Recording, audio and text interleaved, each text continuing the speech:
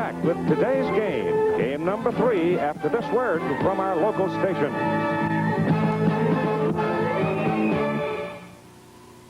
Sunday on those amazing animals. Learn about the whale's tragic graveyard, a chimp who makes house calls, and the meanest bucking broncos.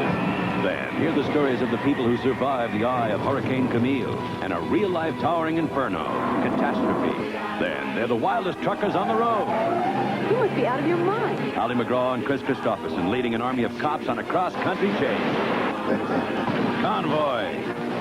Sunday starting at 7, 6 Central and Mountain on ABC. Now there's a bank giving its customers the effect of earning interest on their checking account. That bank is ISB. The account is Maximatic Now. Enjoy the same benefits of earning interest on your checking. Receive the maximum allowable interest rate, compounded in the maximum way to give the maximum yield, with no service charges and our low minimum balance. Maximatic is a great checking account. Maximatic Now at ISB. Our Congressman Howard Wolpe. More than 5,000 people have come to his office for help and received it.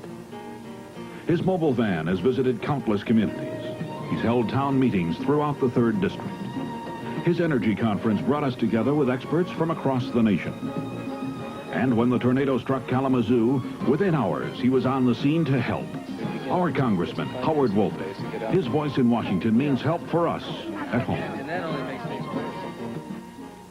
Common sense energy efficiency is the rule at Free Heat of Holland. Now, for a limited time, they'll keep you warm inside and outside, too, with red flannels for the whole family with the purchase of a thermocontrol freestanding unit, boiler supplement, furnace add-on, or fireplace insert.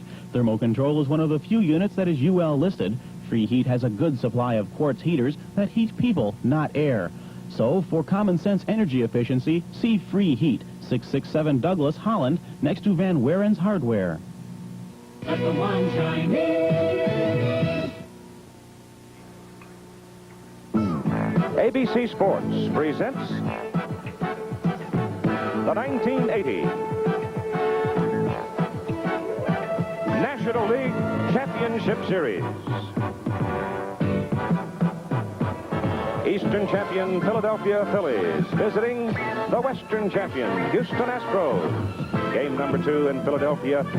Young Houston relief pitcher Dave Smith, brilliant. Bases loaded, strikes out. Philly slugger Mike Schmidt looking. Gary Maddox, the hitting star for Philadelphia in game number 2. 2 base hits and 2 runs batted in.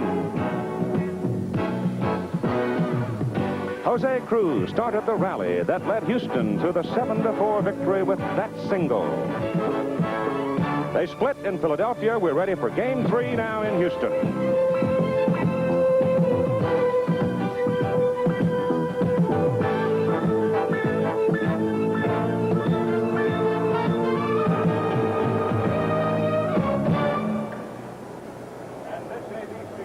Exclusive is brought to you by Chevrolet and your Chevy dealer with Chevette, Monza, Citation, and the new Monte Carlo. Chevy's up ahead for 1981. By Light Beer, everything you always wanted in a beer and less. And by Allstate Insurance Companies. You're in good hands with Allstate. This old Astrodome, and that's perhaps an untidy word when you call it old, but it is the original indoor sports arena. It'll be packed when they all get inside, and we're ready for the ceremonial first pitch. Mrs. R.E. Bob Smith, widow of the late Bob Smith. Her husband was an original partner with Judge Roy Hofheinz when the Astrodome came into being and the Houston Astros moved indoors to play in the National League. Louis Pujols makes the catch, gives the ball back to Mrs. Smith. And she hopes she has brought good luck to the Astros for this afternoon's game. So we move to a dramatic moment in Houston, Texas. The last time a Houston baseball team won a championship was 1957 in the Texas League.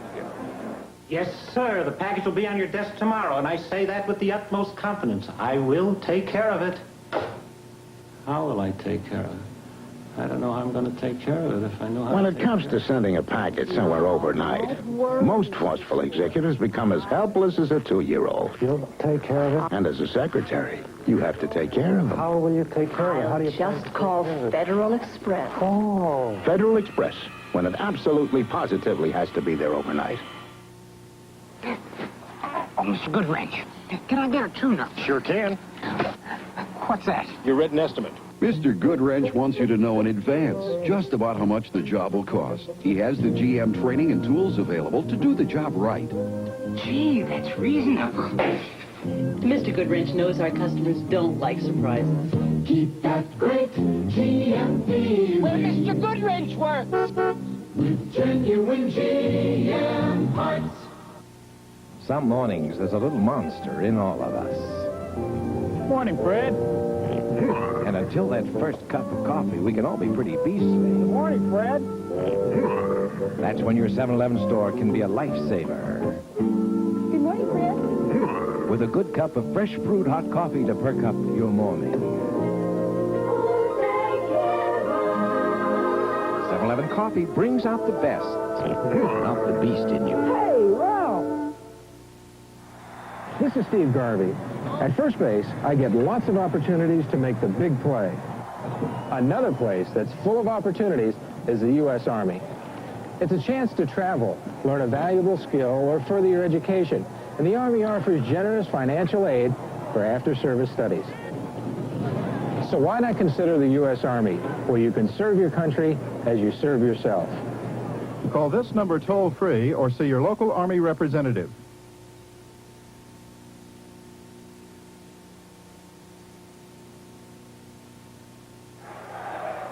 The umpires and the representative, in the case of Houston, it is the manager, Bill Burden, meeting at home plate, going over in particular detail the ground rules for the Astrodome. Bruce Froemming will be back at the plate calling the balls and strikes today. Ed Vargo at first, Doug Harvey at second, Jerry Crawford at third, Bob Engel down the left field line, and Terry Pata down the right field line.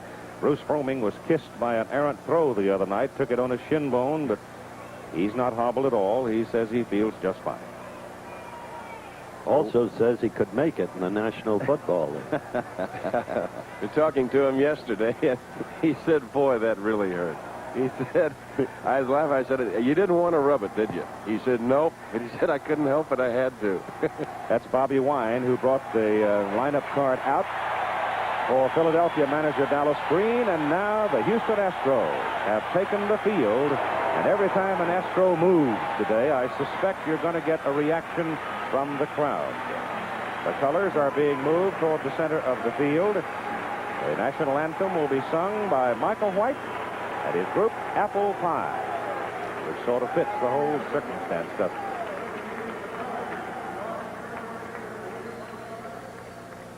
Honor America. Your Astros invite you to join with Michael White and Apple Pie in singing our national anthem.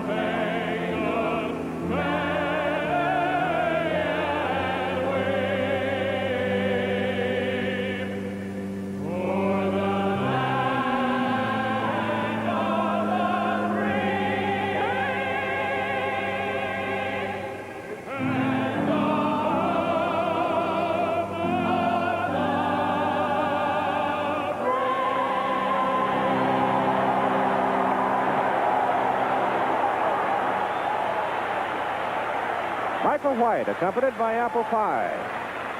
Now we're ready for a look at the batting order for the Philadelphia Phillies. Here's Howard. Leading off for the Phils, of course, Pete Rose. Batting second, Bake McBride. Batting third, the king of the home run, Mike Schmidt. Batting fourth, the man they call the Bull, Greg Luzinski. And then comes the experienced second baseman, Manny Trio. After that, the hitting hero for the Phils Wednesday night, Gary Maddox. Then Larry Boa, the shortstop. And after Larry, Bob Boone, the catcher. And finally, a big, and I mean big, hitting pitcher. That's Mr. Larry Christensen. And we take a look at the defense for the Houston Astros. Dennis Walling will be at first base. He'll be a new one there this afternoon for manager Bill Verdon. At second base, a veteran Joe Morgan. The shortstop is Craig Reynolds. And moving around over to third base, you'll find Enos Cabell. In the outfield, in left field, Jose Cruz. The center fielder is Cesar Cedeno. And moving across and over into right field, Terry Poole. The battery this afternoon, Ashby is out with a bad rib. Luis Pujols will do the catching. And on the mound with a record of 20 wins and 12 losses, right-hander Joe Niekro, the only National League pitcher to put back-to-back 20-game winners, 20-game seasons together in the last 2 years. And you can tell that Don Drysdale's health's improving. He sounds almost normal today, struggling with that cold. Joe Niekro in a given ball game will give you that knuckler anywhere from 50 to 70% of the time, depending on how it's going on that particular day. And you never know until you've tried those things. He does have some other pitches. He has a pretty fair fastball. He can give you a slider and a rather decent curveball. And he can bring that fastball in the neighborhood of 90 miles an hour. So he is not a one-tool pitcher at all. Coming up, Pete Rose, lead off for the Phillies. Well, they've got a good crowd on hand, still empty seats. You know there's got to be a traffic jam outside. It's a late arriving crowd, and they might have had a little surprise in store for them, but we're ready to go. Game number 3, and you know, here's what we're going to see all afternoon, guys. It's going to be this loud inside at the Astrodome.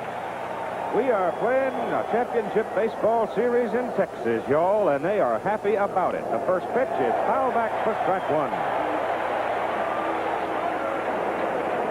The governor proclaiming this Astros Day all over the state. That includes Waco, where Baylor's located. That includes Lubbock, where Texas Tech is located. All of those provincial loyalties set aside for the moment in behalf of the Astros.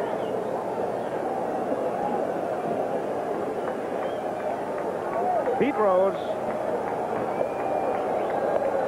takes a look, and the knuckler's in there. Well, there you're going to get a good look from that camera location right there. From that angle, a good shot of Pujols trying to make the reception of those knuckleballs. And, of course, Niekro's got a good one, and he throws it hard. And a 2-strike count on Pete. Swing and a miss, and he's gone.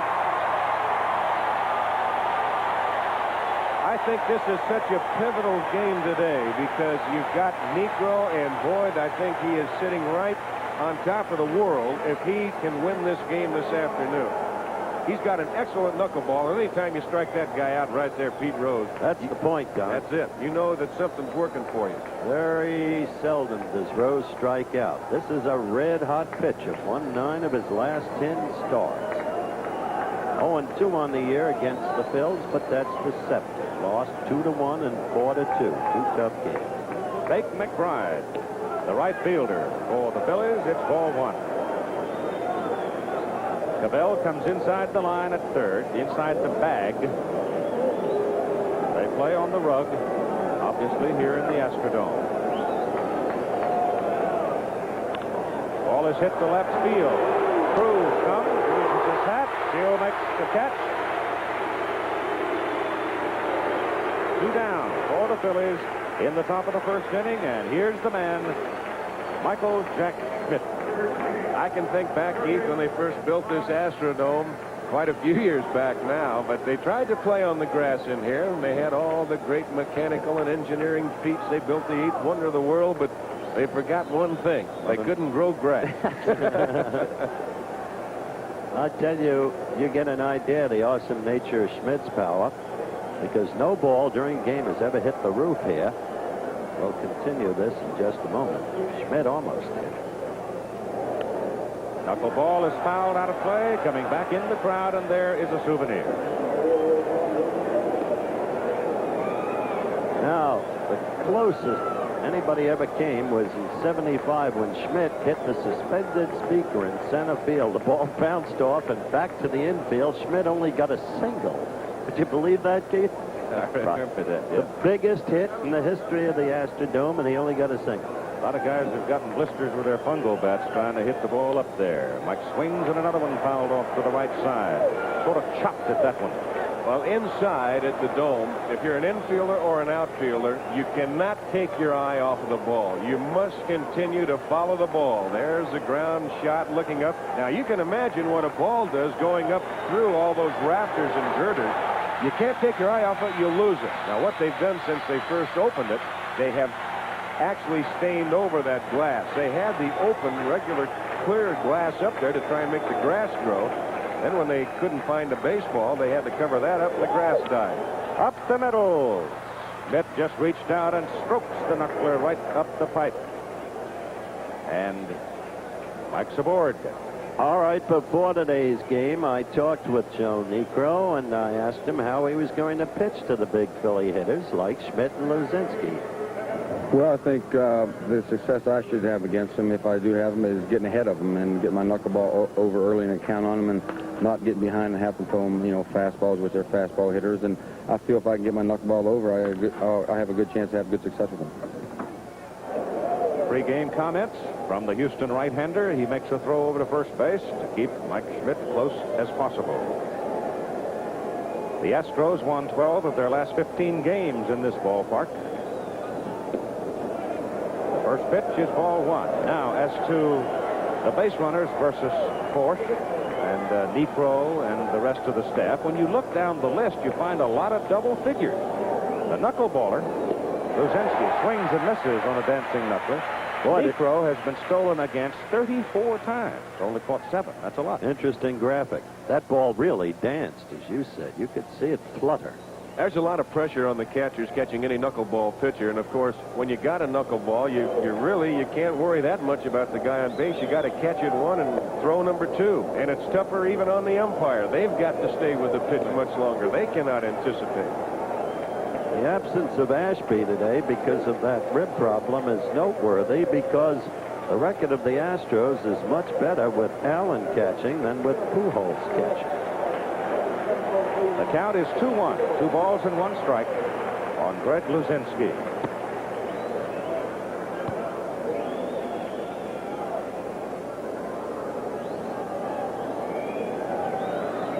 Joe Niekro comes to the bull, and Greg hits it foul to the right side out of play. I think maybe one of the best knuckleball hitters that I ever saw was Duke Snyder. Yep. He could kill him. He was a very good knuckleball hitter, and I think when you look at knuckleball pitchers, I think they'll be the first one to tell you that, well, when you turn it loose, I'm not sure where it's going to go. It might go up, it might go down, it might go sideways, but I think back the knuckleball pitcher that comes to my mind that had consistency, and it usually had just about the same break all the time, in the same angle, I should say, was Bob Perky. All right, you've got a 2-2 count on Luzinski. Schmidt on first base. You've got 2 out, top of the first inning. Schmidt going, pitch is low and away, and there is no throw. So Mike Schmidt has a stolen base. There's the case in point right there that we were talking about. Pujols, number 1, has got to think about one thing. It's almost by the numbers. You catch the ball, then you try and throw the runner out. And of course, you don't have the velocity on the knuckleball that you have on the fastball or slider. And Schmidt got a good jump, and he stole it with ease without even a play being made on it. And you've got a full count on Luzinski. 3-2. To the shortstop, Reynolds. Bobbles it for a moment and swings it on over to first base. And Luzinski is out. And so the Philadelphia Phillies, here in the top of the first inning, lead Mike Schmidt. And they've been stranding runners galore in the series so far. Schmidt left on base. No score for the Phillies. We'll have a look at the Houston Astros coming up in just a moment.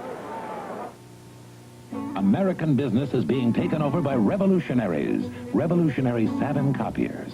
Savin's advancing in New York, surrounding Dallas. Savin's winning over banks and brokerage houses. Why is big business going for Savin in a big way?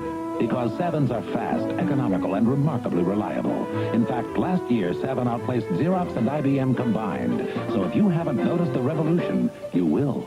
Savin, the revolutionary copiers that are winning over big business. Chevy Citation. We said it was a whole new kind of compact car, and we proved it. We put Citation to work with its front-wheel drive, room for 5, outstanding storage space, and impressive mileage. And now, as the best-selling front-wheel drive car in America, with Motor Trend's Car of the Year award, 500,000 owners, and 6 billion miles, there's no doubt about it. Chevy Citation. It works. Starting lineup for the Astros, Terry Poole leading off. He's a good one. Batting second, lanky Enos Cabell, the third baseman. The Pepper Pot, Joe Morgan, batting third. Jose Cruz, the runs batted in leader of the team, batting fourth. Cesar Cedeno coming off a good year, batting fifth. And interestingly, Denny Walling playing first base today in place of Art Howe. Louis Pujols is batting seventh. Craig Reynolds is batting eighth. And Joe Niekro, a good solid hitter, is batting ninth. There's a look at the Philly defense from first to third. It'll be Rose, Trio, Boa, and Schmidt. The outfield from left to right, Luzinski, Maddox, and McBride. And the battery of Bob Boone and big right-hander Larry Christensen, a record of 5 wins and a loss. He is 10-5 lifetime against these Houston Astros. He beat them one time this year. Larry had surgery on his right arm, and that was early in the year, and it only took him a couple of months, and he was back throwing again. He told me that he was quite surprised that he was able to come back as soon as he did. But he's a big, strong right-hander, fastball, breaking pitch, slider. Comes from the pretty little town of Marysville, Washington, just north of Everett, which is north of Seattle. Well, we're geographically oriented. Sure. Fond of that part of the country. Terry Poole, who was a big figure in Philadelphia on Wednesday night, takes the first pitch just inside ball one. Bell and Morgan to follow. Jacqueline Poole, Terry's wife. The pitch is fouled back to the left side. That time it catches the screen and rolls back down, and the folks on the left side of the house don't get a souvenir. Poole 3 for 6 so far in the series. A .282 average on the season. He gets a base hit. You'll hear a roar. 2 balls and 1 strike. There's your on-deck man, Enos Cabell, the third baseman.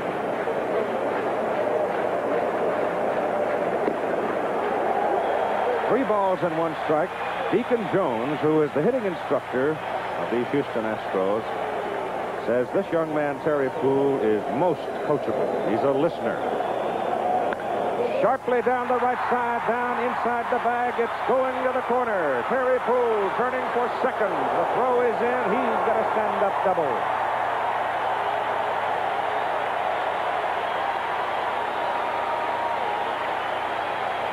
Well, Christensen got behind on the count. He came back with a fastball over the plate. Poole ripped it just inside the bag, and by the time that Jake McBride had a chance to run it down in the corner, that's a tricky angle out there right above the ABC sign. He now makes the play, and that's Poole standing at second base. So right away, the Houston fans, they have something to yell about. Enos Cabell to the plate. 1 for 8 in the playoff series so far, a .276 average on the season. There are the numbers in the championship series of the National League. A favorite, big favorite here in Houston. He was working out yesterday, Keith, along with Coach Bobby Lillis. He is taking a little extra batting practice. The Astros did not work out. Bounced over to the second baseman, and Manny Trio loves it on the big bounce and throws him out. An excellent job, excuse me, Howard, an excellent job by Cabell moving that fastball in on him, leading with his hands and moving that ball to the right side to move the runner to third. He did his job. Opportunity number 1 now. You must capitalize on these opportunities early on. When you fail to do so, as you look at Enos Cabell, it always comes back to haunt you. Game 1 of the American League Championship Series, Willie Randolph led off with a double. The Yankees did not score him. They bunted him the third, but didn't get the run in. Astros have the very man they want up to get this one in. 1 out. Fly ball to the outfield. Will get him home. Obviously, so would a base hit. Joe Morgan takes low from Larry Christensen for ball 1. On deck now, you have Jose Cruz. And you'd have to say advantage hitter right here because the infield is drawn in. The outfield, they play Morgan to pull. Changes on him and misses. 2 balls and no strikes. The infield is in. Larry Christensen throwing more upright today than what I've seen him throw in the past. Well, it's the mechanics oftentimes that get any pitcher in trouble in the early going until he finds himself. That's inside. 3 balls and no strikes. Joe Morgan, remember in game number 2, walked 3 times in 5 trips to the plate. Shows you the kind of hitter Joe was down the stretch. That graphic did. Yankees got a green light here. Didn't need it. Pitch is inside, ball 4. Runners at the corner.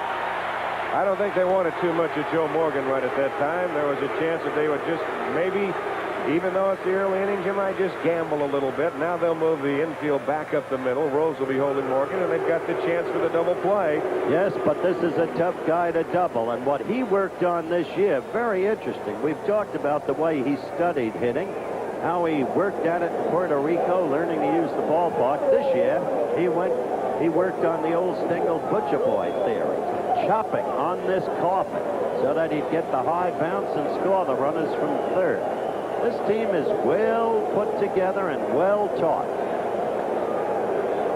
Joe at first, and here's the man that triggered the rally the other night in Philadelphia for the 7-4 Houston win, Jose Cruz. Strike.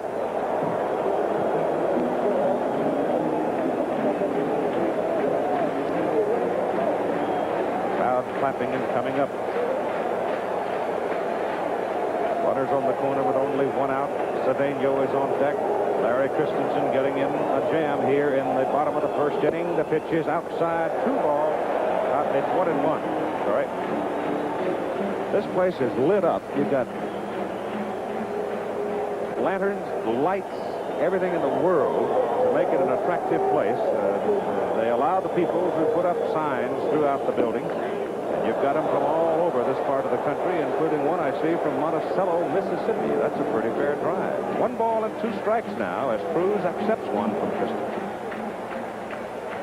Now, let's see what Jose can do with the big right-hander. Ooh, edging down from third. Morgan at first. Goes on Joe's side.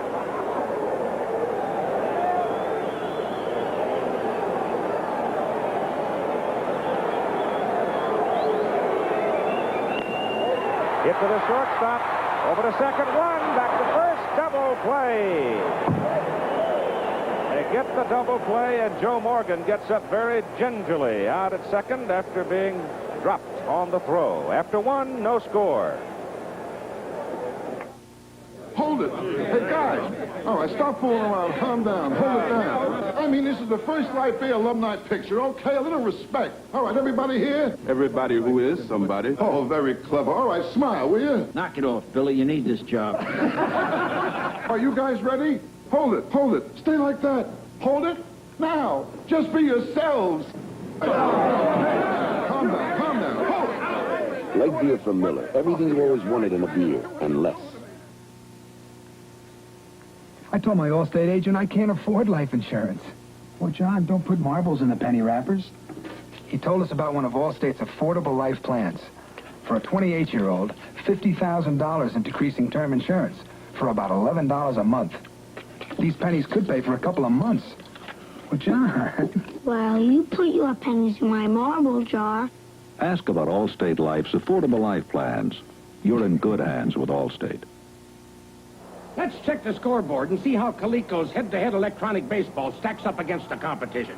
Sure, some games have base stealing and pitch selection, but for real two-player action, only head-to-head baseball has computed batting averages for each player, hitting for average or for extra power, 16 pitching variations, including a pitch-out, extra inning scoring, and more. It's no contest. Get head-to-head electronic baseball by Coleco, now that you know the score. Now this again, the double play, the blown opportunity. Now watch Morgan coming down. He just got out of the way, and as Keith said, he got up gingerly, and they doubled the most difficult man on the team to double up. Cruz put himself in a bad spot by looking at a second strike, giving Christensen the edge, Don, that I don't think he should have looked at. Now they came back with a breaking pitch, Howard, and I think he might have been looking fastball, and Larry just crossed him up, that's all. That's what pitching and hitting is about, trying to outguess the other one. Manny Trio, Gary Maddox, and Larry Boa for the Phillies. Joe Niekro. This is outside for ball one. But that's what I talked about before. I don't think that Larry Christensen really wanted too much of Joe Morgan. He was going to take a chance right there. They gambled, and he got it. Niekro's fastball misses. And this guy right here at home plate, and Manny Trio, when you take that ground ball like that to Larry Boa, that's his job, to get Morgan down, get it out of the way. And he's a good second baseman. I like him. On the line, past Cabell. Fair ball to the corner. Trio to second. Double. Standing. So the Philadelphia Phillies get the leadoff man at second base. Well, this is just a high bouncer that has eyes. Cabell was playing off the line, and it just went over the bag fair. You see the third base umpire. That's Jerry Crawford giving the fair sign. Again, another angle, just over the bag. And by the time the left fielder, Jose Cruz, had a chance to get it back in, while Manny Trio was standing at second base. Gary Maddox is at the plate. 3 for 8, 375 average. He had 2 singles and 2 runs batted in game number 2.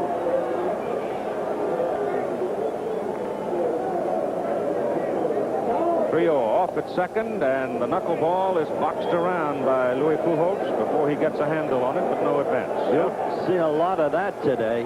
You've got a man out there at second base, and like I said before, it's almost by the numbers. You catch it or knock it down or keep it in front of you some way, and then go about your business, whatever is happening after that. Remember when the old Washington Senators had 4 knuckleballers on one staff? Leonard, Wolf, and Niggling with 3 of them. Ball is fouled off on the right side. And you count, ball and a strike. Who was the fourth? Crazy that year. You've got to try and figure out who that fourth was. It'll come to you.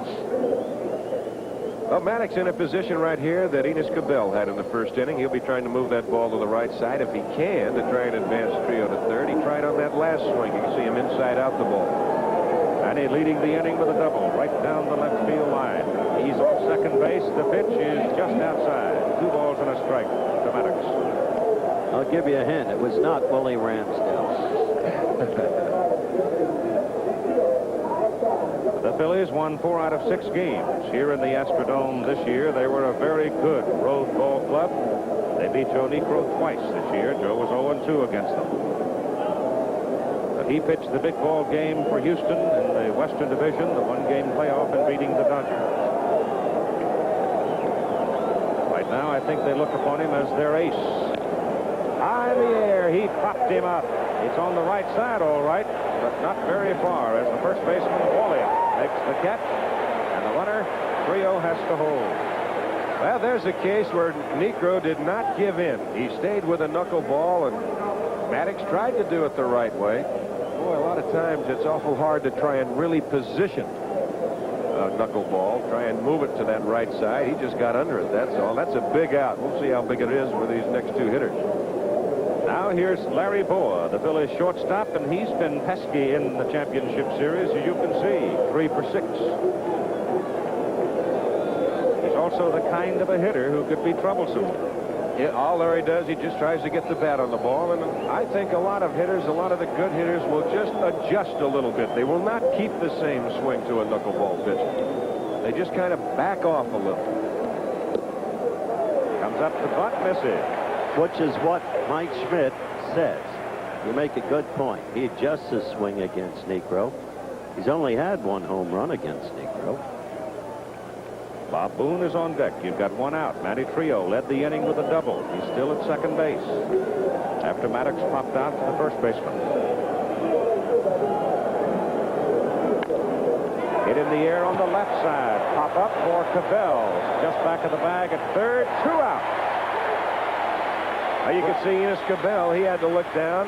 He had to take his eye off of the ball that time. And look at Craig the bag. Reynolds right over there to help him out, but that's right, Howard. He had to take his eye off of the ball because he was straddling the bag. So the Phillies are close to squandering a rather good opportunity here in the top of the second inning as Bob Boone, the catcher, comes to the plate. Change the name of our song to Missed Opportunities on the First Day in Town.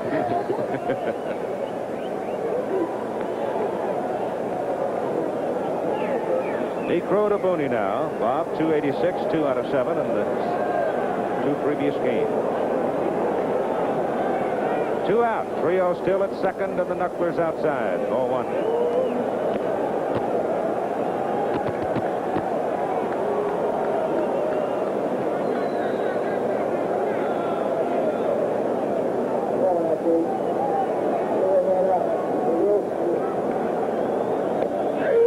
There's a strike.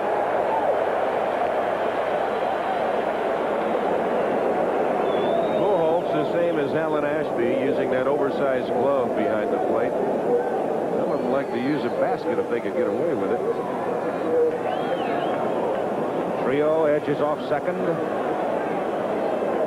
A 1-1 pitch to Boone is hit sharply to the left side. Jose Cruz almost lost it.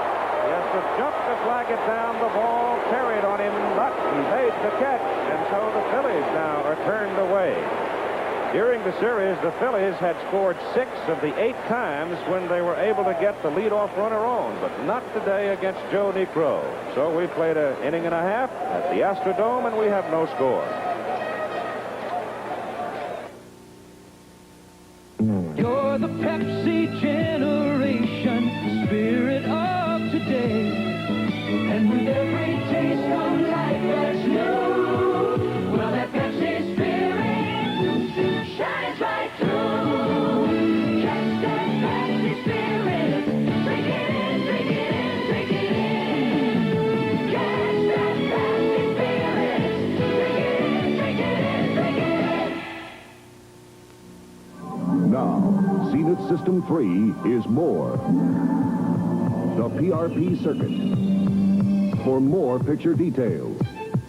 More picture sharpness. 25% more. 4 speakers for more sound. Built-in cable tuning for access to more channels. 105 channels. Zenith System 3. We're moving television into the future. Using this surgical fiber optic lens, Prestone Labs is going to show you what weak, neglected antifreeze can do to your radiator after only 9,000 miles. Look at these passages. Rust, corrosion, continued neglect could clog them and overheat this radiator. But look at a Prestone protected radiator after the same 9,000 miles. Quite a difference. Prestone has a patented silicone silicate formula to lock out rust and corrosion. Prestone 2 and Prestone Super Flush. No wonder we're #1. The 5, 6, and 7 hitters coming up now for the Astros in the bottom of the second inning. Cesar Cedeno, Denny Walling making his first appearance in the championship series, and the catcher, Louis Pujols. This telecast presented by authority of Major League Baseball and intended solely for the private non-commercial use of our audience. Any publication, reproduction, retransmission, or other use of the pictures, descriptions, and accounts of this game without the express written consent of Major League Baseball is prohibited. Got the name of that fourth Washington knuckler yet, Dunn? Not just yet. I'm still thinking. And I know right sitting next to us, and if it takes me too much longer, I'm going to go ask him, the commissioner of baseball, Bowie Kuhn, in the next booth. Of course, being from Washington around there, well, I would know who that I'll is. tell you, courtesy of our great research man, Steve Hurt, it was Mickey Hefner. The catcher, by the way, was Rick Farrell, and he wound up with fighter's hands, Keith. Don't doubt it. You'd have to.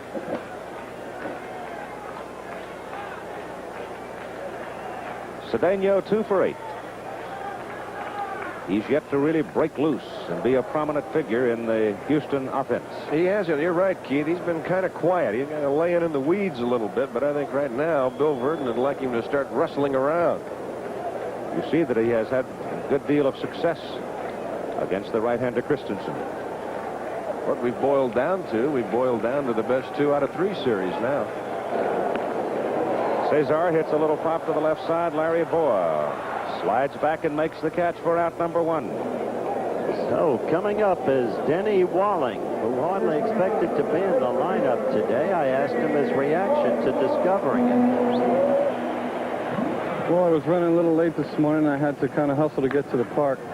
And I came in with about 10 minutes to get out, and then I found out I had an extra half an hour being in the lineup. I was a little surprised being Art Howe was swinging the bat so well, but I'm going to take advantage of the opportunity if I can. Nervous? A little bit. It's my first playoff game, but I'm sure everybody's nervous. Denny Walling, before the ball game started, he takes from Christensen a strike. He's been platooned at first base with Art Howe this season, and many people think that he possesses the quickest bat of the Astros. He hits a high fly ball out into left center. The center fielder Maddox overcalls and makes the catch, and he caught that ball at about 365 feet. Walling's got good power, but this is a very, very tough ballpark to have hitters hit home runs in. It just does not happen that often. When you hit it here, you know that you've crunched one. Louis Pujols, the catcher, comes to the plate. 340 down the line, 390 left and right, 406 straightaway center. The dimensions of the ballpark. Louis caught the first game. He was 0 for 3.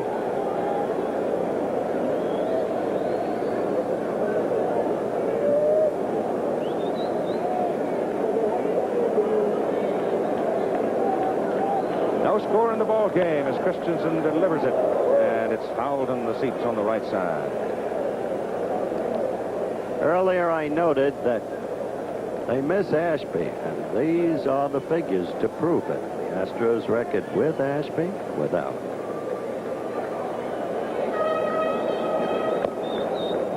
Whoa, very good pitch, wasn't it? 1 ball and 1 strike tonight at 8 Eastern time. The Royals and the Yankees, the Royals leading 2-0 in the American League Championship Series. Pujols hits the ball to the left fielder. And Greg Luzinski is there to make the catch. 2 out. Excuse me, 3 out, as all 3 are fly balls lifted as Larry Christensen sails along, and after 2, we've got no score. Gillette presents great World Series winners. The 45 Tigers, the 69 Mets, and you. Right. You could win in the Gillette World Series winning team game. Win $20,000 in 2 weeks in Japan. Advent Video Beam TVs, Polaroid one-step cameras. Over 1,000 winners. Plus money-saving coupons on Gillette products. Wow! See these magazines for Gillette game coupons and details. Then take them to Gillette store displays to see if you're an instant winner. This is Polaroid's new One-Step Plus. Plus what? Plus an electronic cue light. It always gives you the exact light you need. How does it know? It has its own electric eye that tells it. What if it sends out too much? It can't. It reads the light and stops it when there's enough. So you can get beautiful pictures in minutes every time. Look, you can't beat that light. Beautiful. But I don't think that's the way it works. How do you think it works? Some other way. Get the One-Step Plus.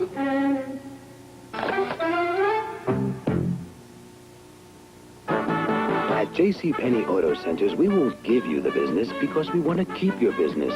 They didn't sell me the JCPenney battery. They said the 5-year battery was powerful enough for my car. It was. I thought I needed new shock absorbers.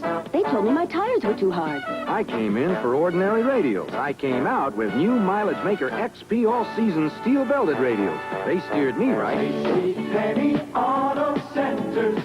We won't steer you wrong. Larry Christensen, a huge man with tremendous power, has hit 2 home runs off Joe Niekro. I reminded Joe of the fact. Well, definitely. I think I owe him one.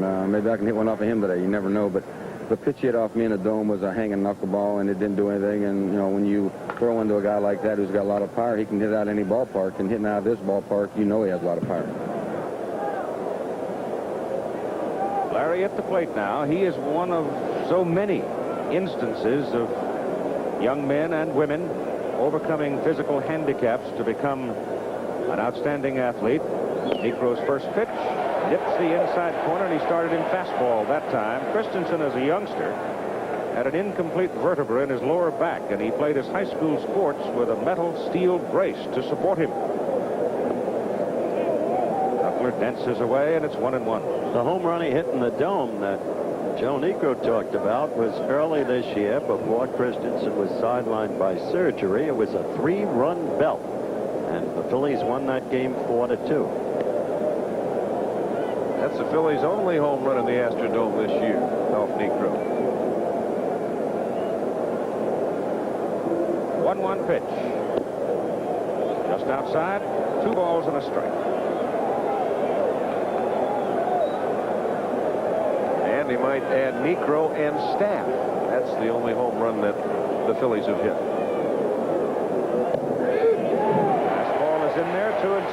You know, Larry Christensen has not had the best of luck the last couple of years. If he just pulled that shirt back on the right side, he's had surgery up on that collarbone. He's had elbow surgery this year. Gone looking.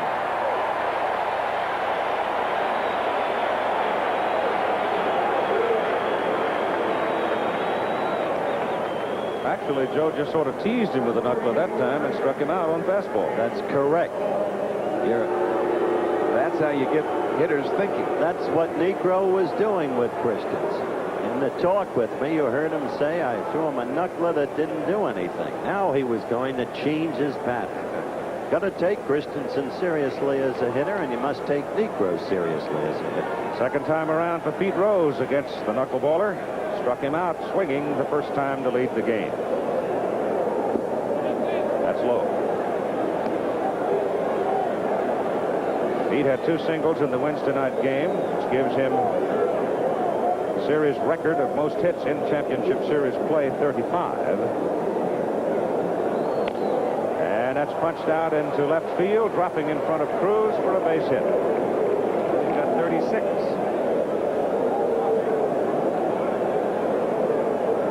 Well, they've had a hit in each inning, Keith, so far, off of Necro. There's the top of the dome. And if you think that isn't quite high, well, you can turn around and we'll give you another shot pretty soon, and we will just, through the modern art of technology, there's a shot from our camera way at the top. That's a long ways up. That's where we wanted to put Don today. Tell you one thing, I've been up there. Have you? Your toes will curl. Wow.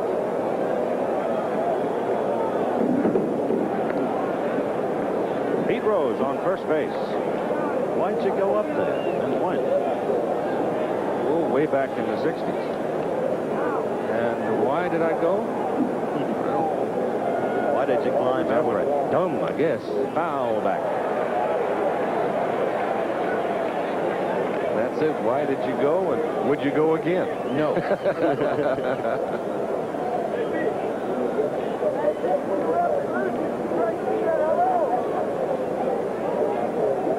It's funny how wisdom seeps in as the years pass by. One strike pitch on Bake McBride.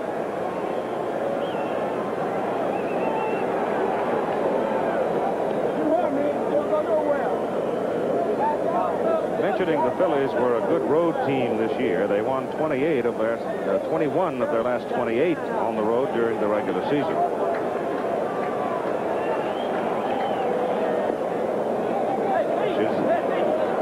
Just low for ball 1 and 1 strike.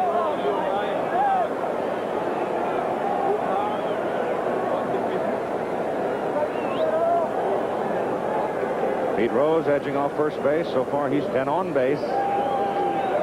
8 out of 12 opportunities at the plate. 5 hits, 2 walks, and a fielder's choice.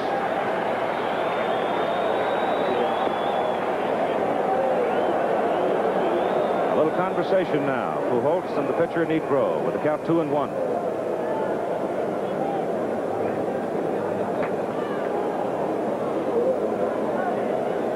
Joe's kind of slowing down a little bit. Yep. Just kind of backed off. I just wonder what might be going through his mind a little bit. A lot of times a pitcher will do that. You get a pitcher here like Niekro has the knuckleball and the fastball, just stand out there trying to think ratio-wise, now what am I doing? What percentage of fastballs or what percentage are breaking pitches? Well, he showed him his fastball that time, and it looked like McBride was sort of sitting on it, but he didn't get it.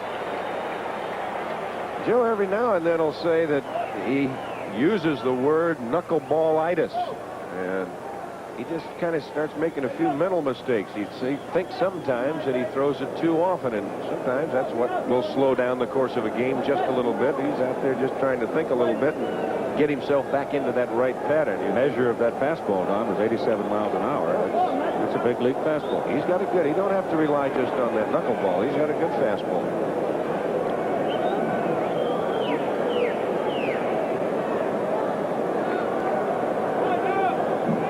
2 balls and 2 strikes on McBride with Schmidt on deck.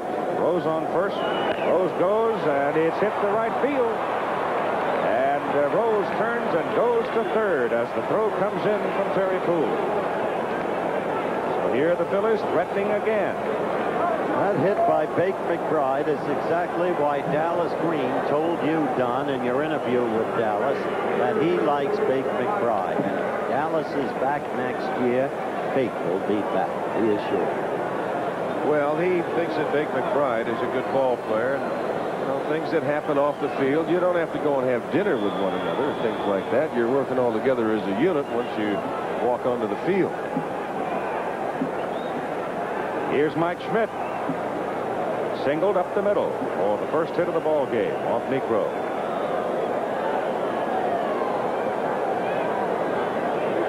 One out, runners at the corner.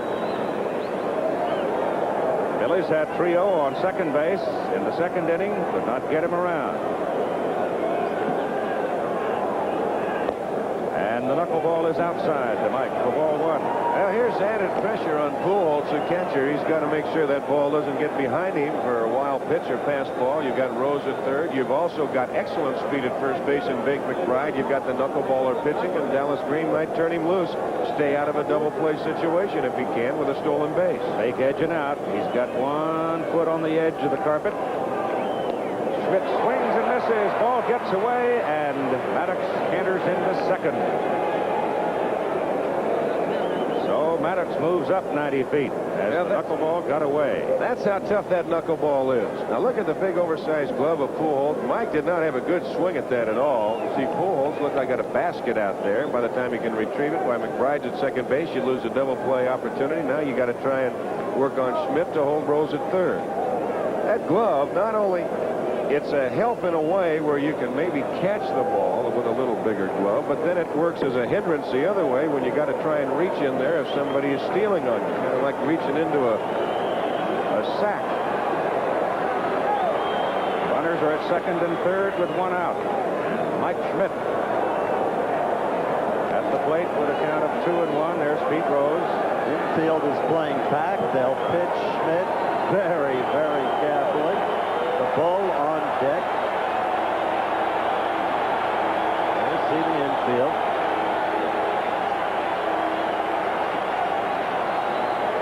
You've got 1 out. Count is 2-1 on Mike. Foul back. Mike Schmidt would like to have that knuckleball back. Yes. That did not do too much. It was right up in his numbers, too. Right there. And you would think that you would figure that Niekro, with first base open, that he would continue to go to his best pitch, which is probably his knuckleball right now, if it's with any consistency with it.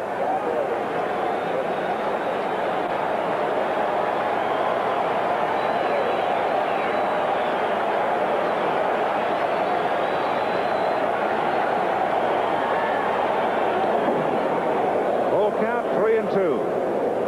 He had a difficult time saving that one, Pujols did. Now the catchers earn their pay on a knuckleball pitcher. You see, the big thing that Pujols is thinking about is just keep it somewhere where I can get it. See that big glove just burying it. Well, 3-2, Howard, what are you looking for? I expect a base on ball. bet you Mike Schmidt's looked at knuckleball. I would think. Got it, and he fouled it off. He's got to pitch him very carefully. If he walks him, Schmidt is out of the way, and you've got a very good double play possibility with the bull. Slow, but you're playing with fire. Houston is not the kind of team that can give away a big lead and fight back. That's right. They are not a catch-up type ball club. At the same time, you must remember Luzinski has been a tremendous hitter in every championship series in which he's participated. 3-2 to Schmidt.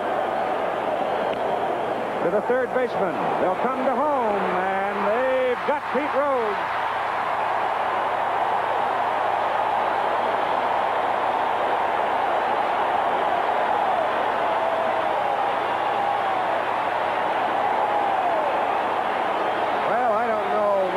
Play this is by Pete right here, because it's just a ground ball to Cabell. He comes to the plate. Now, instead of 2 men in scoring position, you only have one, because Cabell moves over. I should say the runner at second base, McBride, moves over to third. Now they'll have a little chat right there. That ball was sharply hit. Pete had full vision on it. It was a mental mistake. That's the one place where it could have been hit, where they could contain the run. That's exactly right, Howard. He had no place to go whatsoever. He may as well just stay right there. I think he realized that he was off.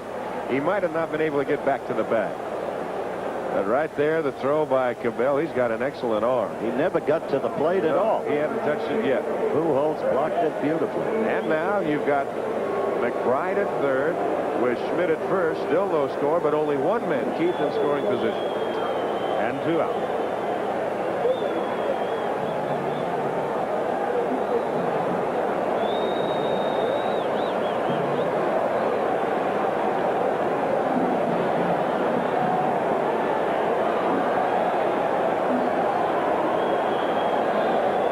To Luzinski. He's high with the knuckleball.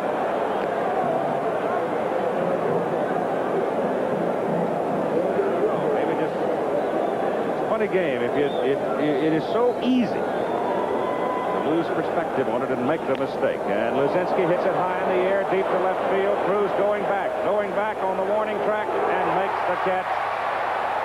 And some 40,000 people let out a huge sigh of relief. I'll tell you, wrong ballpark in Philadelphia. That's gone. No score in the ball game. They wanted you to build bridges over rivers, but you had other plans. Your car is the strikingly new 1981 Monte Carlo, with the economy of a responsive V6 and fresh, clean, sharply sculpted lines. And you'll choose it because you're proud of who you are. You and Monte Carlo. 1981 Monte Carlo, a matter of personal pride from Chevrolet. This is Ben Jones, and he's been eating the same candy bars as long as he can remember. Ben, could we get you to try Twix candy bar? Twix? Why should I? I've been eating the same candy bars as long as I can remember. But do they have a mix? What? A mix, Ben. Rich milk chocolate. Oh, I love chocolate. Creamy caramel. Love caramel. And a delightful cookie crunch. Crunch? Yep, that's the mix. Twix is delicious. Twix cookie bars, the chocolate candy with a cookie crunch. Delicious. Watch out. Winter's almost here, and wind's gonna get you, and cold's gonna get you, and high fuel bills are gonna get you, because you still haven't added more insulation to your attic. So do it now. Get more Owens Corning fiberglass insulation and add another layer to put your house in the pink. See your dealer or contractor. Buy more Owens Corning fiberglass insulation now, before winter gets you.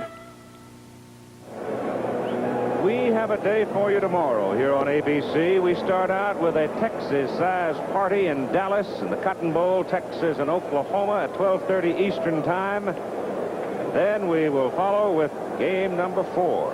Phillies and the Astros out of the Astrodome at 4 Eastern Time. And in the American League Championship Series, if necessary, they will play game 4 between the Royals and the Yankees in New York at 8 Eastern Time tomorrow night. Game 3 tonight, of course. Tune in early. You may see George Steinbrenner giving coaching lessons in the third base coaching box before the action begins.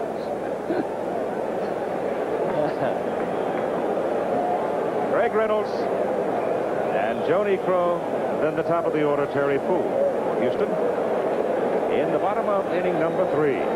In game number 3. And it's on the ground, a trio. To Hopper, throws him out. Here comes another pretty good hitting pitcher. That's right, Keith. You got to be careful with this guy. He can lose it just with one swing of the bat. I don't think unless you're down on that Astrodome carpet, you can realize how tough it is to hit in this ballpark. If the eyes gaze upward even slightly, you get a mottled view. Deacon Jones, the batting coach of the Astros, says that they don't even hit well in batting practice. The only ones who are exceptions are Foster and Starcher. Larry Christensen comes high to Joe Niekro for ball 1. Joe hit 272 this year. He had 22 base hits and 81 times at bat. He had 10 RBIs. He knows what that bat's for. There's Nancy Niekro.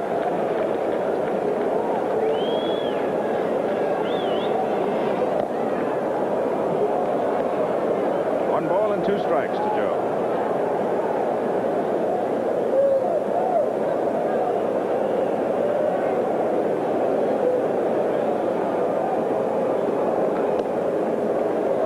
Eased him with it. 2-2. Trying to work on that equalizer for pitchers. When they say they're good hitters. A breaking pitch will equalize you, neutralize you in a hurry at times. Like that. Niekro strikes out.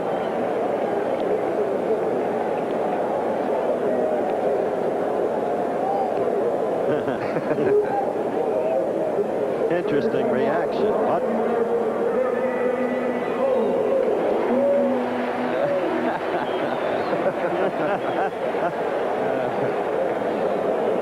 Terry Poole, the top of the order, double to lead the ball game. Got as far as second on his double. He danced around a lot, but he didn't go any farther. And Christensen is outside for ball 1.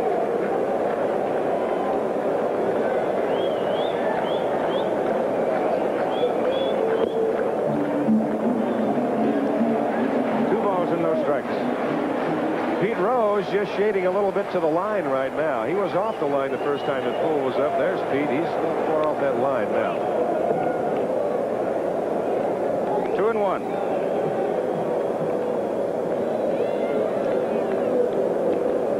Terry Poole is a Canadian citizen, Belleville, Saskatchewan. 3-1.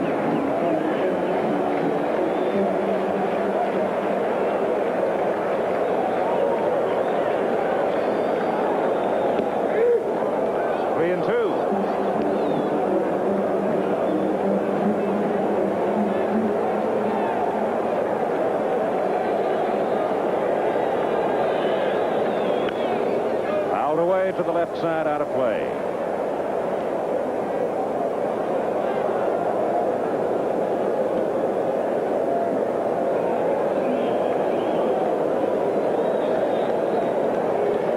Pretty good success against Christensen.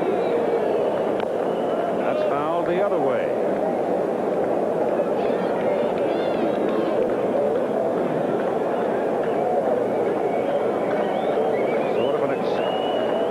Expectancy from the crowd. Oh, that's in the seats. And some burn in that one. Somebody up there has some bees in their fingers right now. Billy Burton, unflappable. Terry Poole is on with a walk.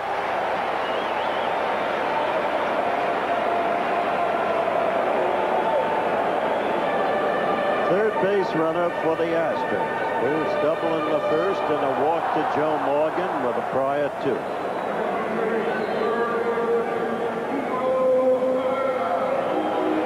In is Cabell. Joe Morgan to the on-deck circle. 2 out in the bottom of the 3rd inning and no score in the ball game. Every one of these games so far just fingernailers. those are the kind of games that Houston plays all year. Billy Verdon has said that. They're not going to really go out and beat on anybody. They're going to hunt and peck you to death as they keep Poole back close to first base. They don't blow people away. And they do not play a lot of catch-up. They're in there. They're the 3-1s, 4-2s, 1-0s, 2-1s, games like that. Christensen playing catch with Pete Rose, Poole on first, and last Saturday's start against Montreal, Larry had a couple of throwing errors on his pickoff attempts. One of them was low and got away, and the other one just simply surprised Pete Rose at first base.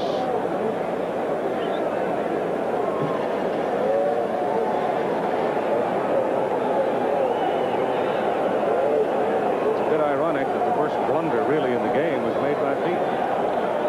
There's a throw, and it gets away. Poole is up and going to second.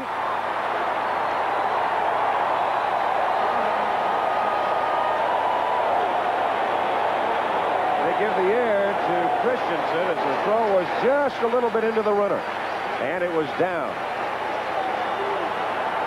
There, take another peek at it. Rose giving him a low target to work with over there. And now Pete's in a position where he really can't. I think he's so low that he can't really move that much. He's almost like almost in a catcher's squat. But the key point, as you said, this is the way the Astros do it. Their trademark, speed and opportunism. The pitch to Cabell. With Poole off second is ball one inside.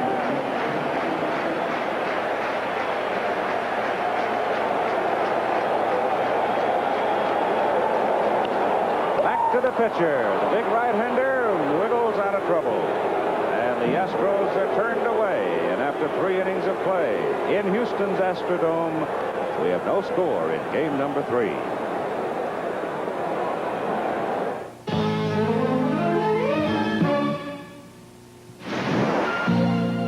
General Motors introduces Computer Command Control, a new system that uses this onboard computer to help GM achieve the highest corporate average fuel economy in its history, while reducing exhaust emissions to the lowest in GM history. From now on, you'll activate this computer when you step on the gas. And it's an all-standard and most optional gasoline engine from Chevrolet, Pontiac, Oldsmobile, Buick, and Cadillac.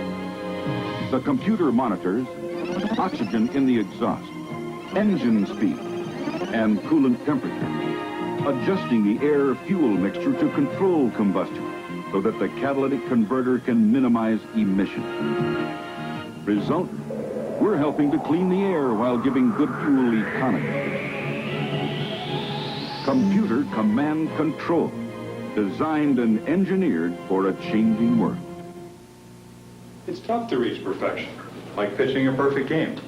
But Jockey brand underwear really comes close, with the comfort and quality of pure comb cotton. And real quality means real value. I always wear Jockey brand, either classic white or fashion colors. If I pitched the way Jockey makes underwear, I'd never lose a game.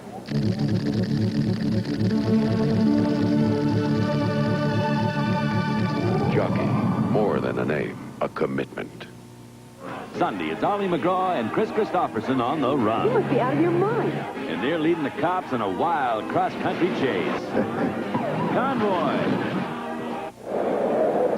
Manny Trio, Gary Maddox and Larry Boa.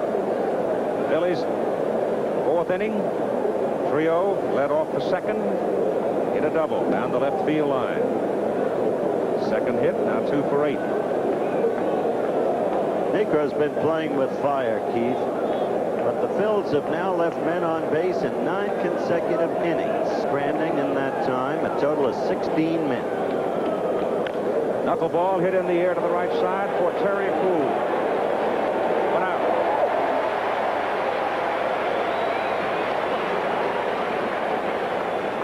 Now, Gary Maddox. And you're in a ballpark right here, Howard, where I don't believe you're not going to really blow too many people away, even if you're the Philadelphia Phillies. They've got some power in there, but you got the knuckleballer. There's Dallas Green down in the Philadelphia dugout, the manager of the Phillies. You don't see a lot of runs scored in this ballpark. You know, you'll see a lot of rabbits running around. All of a sudden, if they start hitting some tweeners and some gappers around. That's baseball talk, folks. Fouled off. They got 390, as you said before, Keith, out to those power alleys. I've always felt that where a ball carries better here in the Astrodome, there as you take a look, is right straight away to center field, where it's 406 feet. That's where the air conditioning blows. I believe it is. If there's any kind of a breeze, it's out there. There's the knuckler. And advantage Necro, 2 strikes on Maddox. I would have thought you had a breeze up in the tower there. I don't remember it. I was busy trying to get down. He had a sweat. Oh, there's one sharply struck into left field. Base hit, Gary Maddox. So the Phillies continue to have base runners.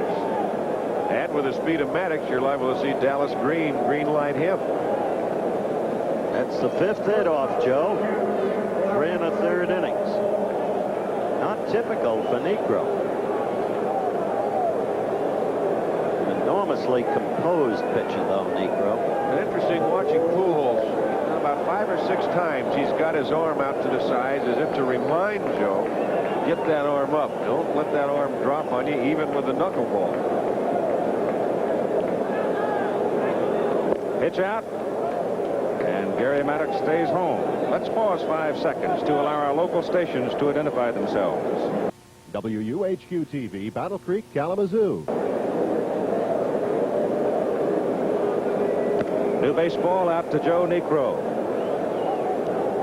Larry Boa, your hitter. On first base, Maddox singling to left. 5th hit for the Phillies. At bat in the top of the 4th inning, no score in game number 3 of the National League Championship Series. Boa popped out to the third baseman, his first time up today, and he looks at a strike on the outside corner as Necro gave him the fastball. Well, when you get a man on first with the speed of Maddox, as you see Boa just staring down at his third base coach, Lee Elia. Over at first base, Maddox had an eye out. You might see, if you're Boa, more fastballs. But there's the same book on Larry. Pitch him away and play him away. With 1 out, Maddox has a foot hooked on the rug, and they throw over there. He was going. That was an excellent move. Look at that. He started to go. They almost got caught with his hand in the cookie jar. Watch the foot play here. Eddie Walling says he's standing on my foot, and my foot's not the bag. And Vargo says, That's, I was going to say, they've switched around. That's Doug Harvey over there. That's right, it is, Doug. Ball is hit out into the alley, and Poole coming across, and not too deep, makes the catch.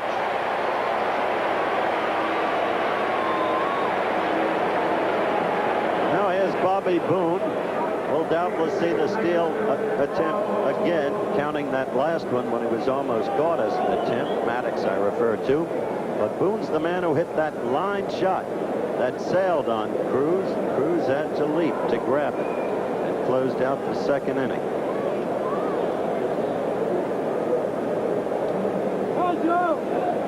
Well, there's an interesting stat right there. Houston actually hitting better than the Phillies in that department.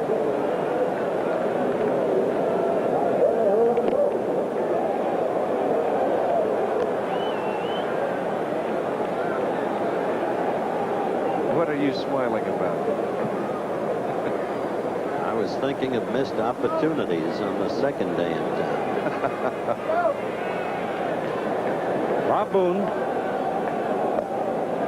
2 balls and no strikes.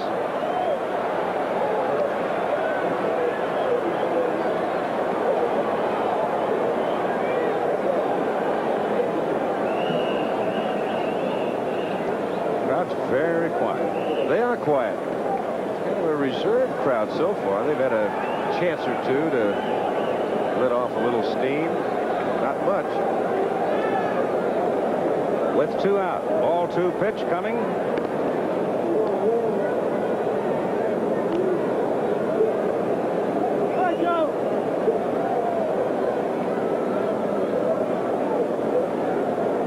Pujols is not a quick worker either. I've been watching him. He takes a while back there to get down and to give signs. There's a reason. He said before the game, you can call me Pujols, you can call me Pujols, just come down here and catch that knuckler for me. He said, I can't trifle with that thing. Well, he's going to sleep good tonight.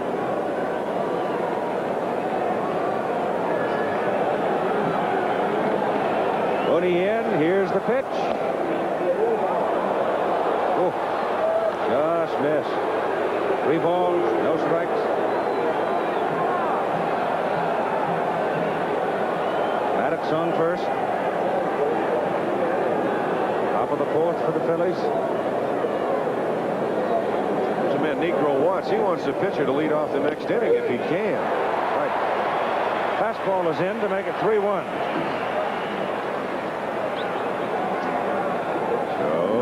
So to keep our eye on Mr. Maddox. Mr. Negro is throwing a lot of pitches. Mr. Jackson, he's thrown 59 up till now. We're in the 4th inning. Gary's off first. Got a foot on the rug. A look from Nico sends him back a yard. Now he's creeping again. Gary goes. Pitch is hit on the ground to the shortstop. Reynolds has it and throws on over to first to get Boone. And so the Philadelphia Phillies have now stranded a total of 5 men in 4 innings of play, and will go to the bottom of the 4th inning with no score in the ball game. Hey, Coach is back. What's going on? Lunch. Burgers, huh? Nah, Kentucky Fried Chicken. Coach says the Colonel only uses fresh quality chicken. Coach wants us to eat right. He says Kentucky Fried Chicken's a great meal at a sensible price. Smart coach. Smart enough to know what my boys like best. Right on, Hank. It's so nice. So good about a meal. So good about Kentucky Fried Chicken. Economy cars. There sure are a lot of them around. But check out their sticker prices, and many don't seem quite as economical anymore. Fortunately, Chevy Monza isn't like most economy cars, because not only does Monza give you good gas mileage like this, it also happens to be the lowest priced car built in America. So why buy an economy car that just saves you gas when you can buy a Chevy Monza? It'll save you money right now. Chevy Monza, a truly economical economy car. No experience, no job. I could do that job, but who'd give me the chance? Army, Navy, Air Force, Marines. We don't ask for experience, we give it. You won't read it in a book. You live it. Pick a service, pick a challenge, set yourself apart. Army, Navy, Air Force, Marines. What a great place. It's a great place to start. The schedule for the National League Championship Series reflected there. Game 4 is tomorrow at 4 Eastern Time, following Texas, Oklahoma, and Game 5, if necessary, will be 8 Eastern Time Sunday evening. And the pitching situation is rather interesting to speculate about as to when it is Dallas Green will choose to use Steve Carlton. If the Phillies should win the game today, will he send Carlton, or will he go with the youngster Marty Weissman and save Carlton in case he needs him for the 5th game? We could be having a shootout. Carlton against Nolan Ryan in the final game. Be terrific. It could be a sight. It'll be Joe Morgan, Jose Cruz, and Cesar Cedeno as you look through the Philadelphia dugout. Tension grows as the innings pass in a scoreless ball game. Joe Morgan walked his first time from the top end of a double play. Larry Christensen misses inside. There's Nolan Ryan. Joe Sambito alongside. They were pretty dramatic figures Wednesday night, weren't they? Morgan fouls it back here. Look out, almost in Jerry Klein's left.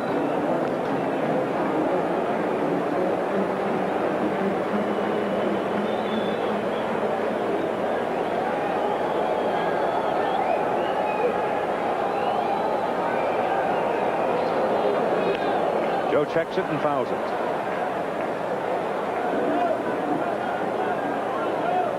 Gloria Morgan. She's grown accustomed to Joe's pace. She's seen him win so many big games. 2 balls, 2 strikes now on the second baseman of the Astros.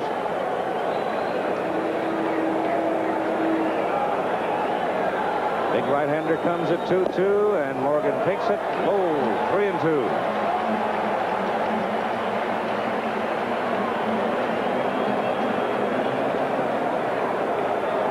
That one hit in his last 15 at-bats typifies Joe Morgan. What a hit that was. Big one. Big double. First baseman, Pete Rose. Does it himself. You've got one out. Jose Cruz. See, Joe, he's not too happy with himself. No, he thought he should have had that one. Pitch he wanted, he didn't get it. Cedeno to the on-deck circle. Blacker, Cruz, and Christensen delivers, and Jose fouls it away.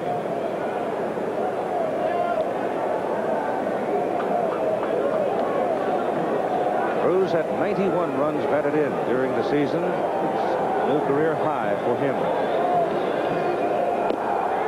On the inside corner. Good fastball. Good pitch. Handcuffed.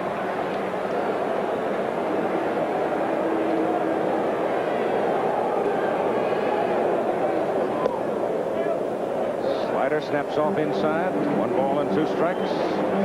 There's Cesar on the on-deck circle. And a steel donut to shake his arms and shoulders loose. That's foul.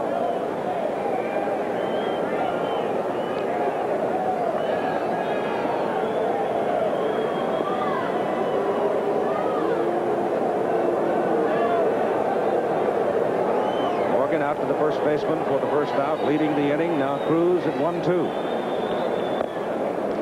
And 2-2.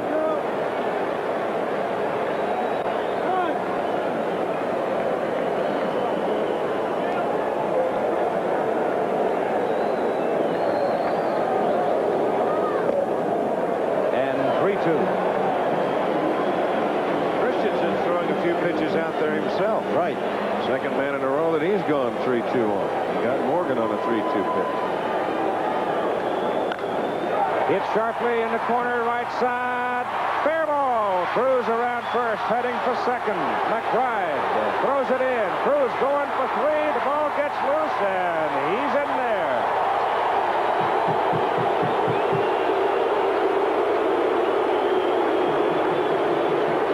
He was going to third all the way. He can fly. That ball was just fair down in the corner. The right field umpire, Terry Tata, moving right down to position himself perfectly. And then the fair call. Now the throw by McBride goes over Trio's head, and very alertly as it deflects off of the glove of Trio, Pete Rose is way over in the corner to run it down. Let's take another view and see that ball land. That is just fair. And Terry Tata right there to make the call. Triple for Cruz with 1 out.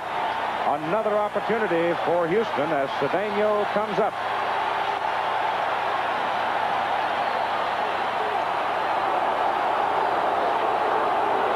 Well, the fans here in wishful thinking.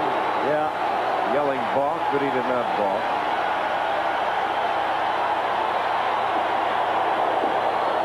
It's just low and outside for ball 1 to Cesar Cedeno. Infield in to cut off the run.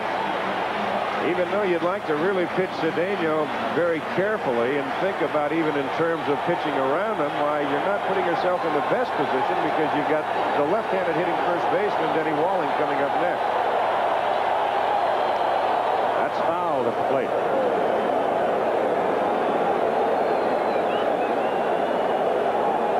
That pitch was up.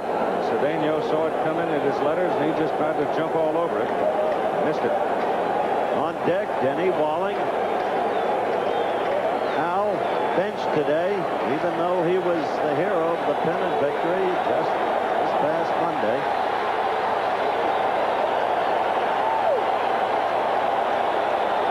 One pitch to Cedeno. Cruz off third, 1 out, pitch is high. This crowd has come armed with orange pom-poms. The way Oiler fans come with ice blue ones. If they score a run, you'll see those orange pom-poms.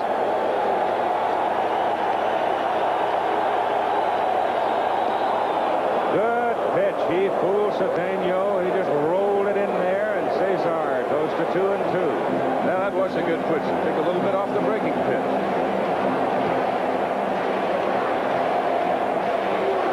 Infield is in. Trying to make Jose stay close. Keep him away from home plate. A scoreless ball game. Houston hitting bottom of the fourth. There's Cruz, who tripled in the right field corner. 2-2 to Cesar. Hit sharply to the shortstop. Ball holds the runner at third. Throws to first. All right, now coming up, Denny Walling. Odd Howe not in there. I asked Odd before the game if he was in shock over not being started. Oh, yes, I was looking forward to playing today. I came in with the regulars, and I wasn't told that I wasn't going to be a regular until I saw the lineup, so I was a little disappointed, to say the least. Did Bill say anything to you? No, he normally doesn't, so I guess I shouldn't be that shocked. Pre-game comment. Art Howe, the man you normally find at first base, they're not going to fiddle around with his replacement. Ed Berkman, they're just going to put him on. Denny Walling, he flied to center field. He flied to center field and hit the ball pretty deep to left center field. But there's a case now. You get the big out at Cedeno. You've got first base open, and really no reason to try and play any tricks right here. You're going to put him on. You're going to go to the catcher Pujols. That's all. I asked a question relative to the presence of Walling, Howe, and Berkman, and it was Berkman the other night that delivered the big, long drive off the wall for 3 bases. Berkman can hit. He's going to see a lot more action in the future. But the big play was Cedeno on the bouncer to the shortstop with Cruz at third and 1 out. Now you've got runners at the corner and 2 down. Deacon Jones trying to get Louis to be more aggressive with the bat. Don't be afraid to miss once in a while, but sometimes you just have to go out and fetch that thing. Second.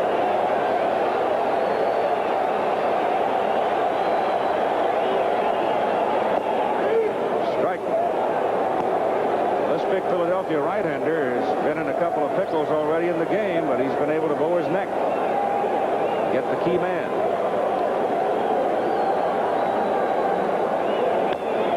Feet on the ground. The third baseman Schmidt comes across. Play by Mike, bounces at first, and they get him. Great play all around. And so the Houston Astros are turned aside, failing to cash the opportunity with Cruz at third and only 1 out. Watch Schmidt come across. That's either you do it or you don't right there. He bounces it, appears right in front of Rose. Pete makes a good pickup on it. The inning is over and there's no score. Introducing the revolutionary twin action shaving system, engineered to outperform twin blades, the new Norelco Rotatract razor. Inside 3 floating heads, Rotatract works like twin blades without a nick or cut to grip hair, raise it up, then razor it off hundreds of times a second. For a shave no blade can beat. The new twin action Norelco Rotatract razor, cord and rechargeable. Twin blade closeness, but no gotcha. Roll on in, America, to Sears' first automotive savings rally. Save 10 to 40% and get some of our lowest prices of the year on tires, shocks, batteries, and much, much more. There's heavy-duty jumper cables, $7.88, save $5. A battery charger, $29.88, save $10. A floor jack, $44.88, save $25. At the Sears Automotive Savings Rally. Don't miss it. Sears, where America shops for value. RCA wants you to see the right color. Does your television automatically capture all these subtle shades of red on this fiery desert of color? ColorTrack 1981 can. With RCA's exclusive detail processor, ColorTrack separates detail from color, refines it, then locks the right color on track. Even colors only subtle shades apart. ColorTrack 1981. RCA is making television better and better. Royals take their 2-game lead into Yankee Stadium for Game 3 of the American League Championship Series tonight at 8 Eastern on ABC. Another look at the inning-ending play by Mike Schmidt and Pete Rose. Boy, that is an excellent play. That's do or die, as you said, Keith. It comes right up. Now he doesn't get a good grip on it. He throws the balls in the palm of his hand, and Rose makes an excellent play. We'll go to the top of the 5th inning now. Here's Don Drysdale. All right, Keith, it'll be Larry Christensen to lead it off. He was caught looking his first time, and here's another look at that play. There you see the ball coming up into the glove of Schmidt. Then he takes it and throws it with his full hand, and Rose with a good play. Or it's 1-0 Houston, but right now there's no score to the top of the 5th. Christensen, the top of the order, Rose and McBride. Larry had a home run and 4 RBIs this year, 7 hits and 19 at-bats. But we mentioned before, he was out quite a bit. Had surgery, elbow surgery. He's had a bad leg, had groin problems. One hop to Cabell. And he throws him out. These teams, Don, keep scratching and clawing at one another. Sometimes I wonder why they don't think bunt more. Our colleague working the American League, Billy Martin, is the guy who can write a book on how to use the bunt. We had a game in Baltimore when Oakland beat the Birds where Billy drove Earl Weaver crazy. The sensei was wearing the charcoal under his eyes to fight off the glare of the sun. They usually wear it, but in this case I think the sensei was wearing it to try to see the bunts better. Well, Billy's used it very well as Pete Rose steps in. Rose is struck out and he is singled. He got as far as third. He tried to score on a ground ball, routine ground ball, hit by Schmidt to the third baseman. Cabell who threw him out. There's right on top. You see the positioning of Pete Rose in the batter's box. Boy, that's a long ways up there. That's something, I don't know how many stories that is. 12 stories. There's the man up there. That's the look that you get looking up through those panels. That's why you've got to keep your eye on the baseball once it goes in the air. 1 ball, 1 strike, 1 out to Pete Rose. No score. We're in the top of the 5th. Cabell up just a little bit at third to take a possible any bunt thought that might go through Rose's mind. There you see Enos. The outfield about straight away. Not too deep. 2-2 the count.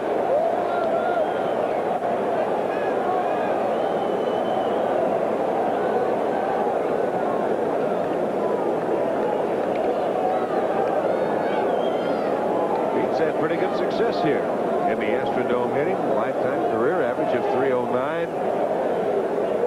It's the same with any hitter. They like to hit on this carpet anywhere, whether it's inside or outside, except the home run hitters don't like it too well there. That knuckleball down low and the count 3-2. The power hitters, boy, they talk about Death Valley at Yankee Stadium in that left center field area.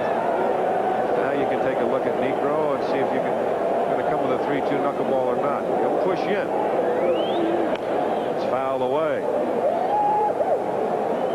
He's got to set it, and he'll set it right at the top of his backswing as he swings up over his head, or he might set it just alongside as he starts to make the full body turn. 2 different theories on throwing the knuckleball. Some will dig the fingernails in. Others will use the actual knuckles themselves. Hopper to Morgan. So Rose took care of Morgan his time at bat, and now Morgan takes care of his former teammate. And there's 2 gone.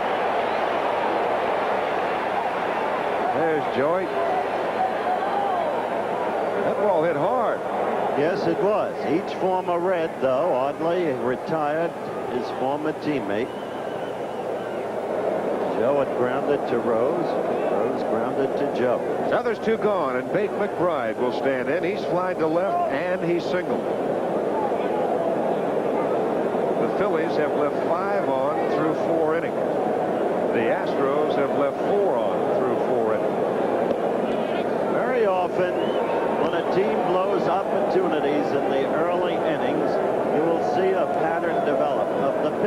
he's a good pitcher, settling down, coming to himself in the middle innings. Gura did it against the Yankees. Galton did it against the Astros. That's right. Let's see if Negro does. 2 balls and no strikes to McBride. Cabell again inside the bag at third.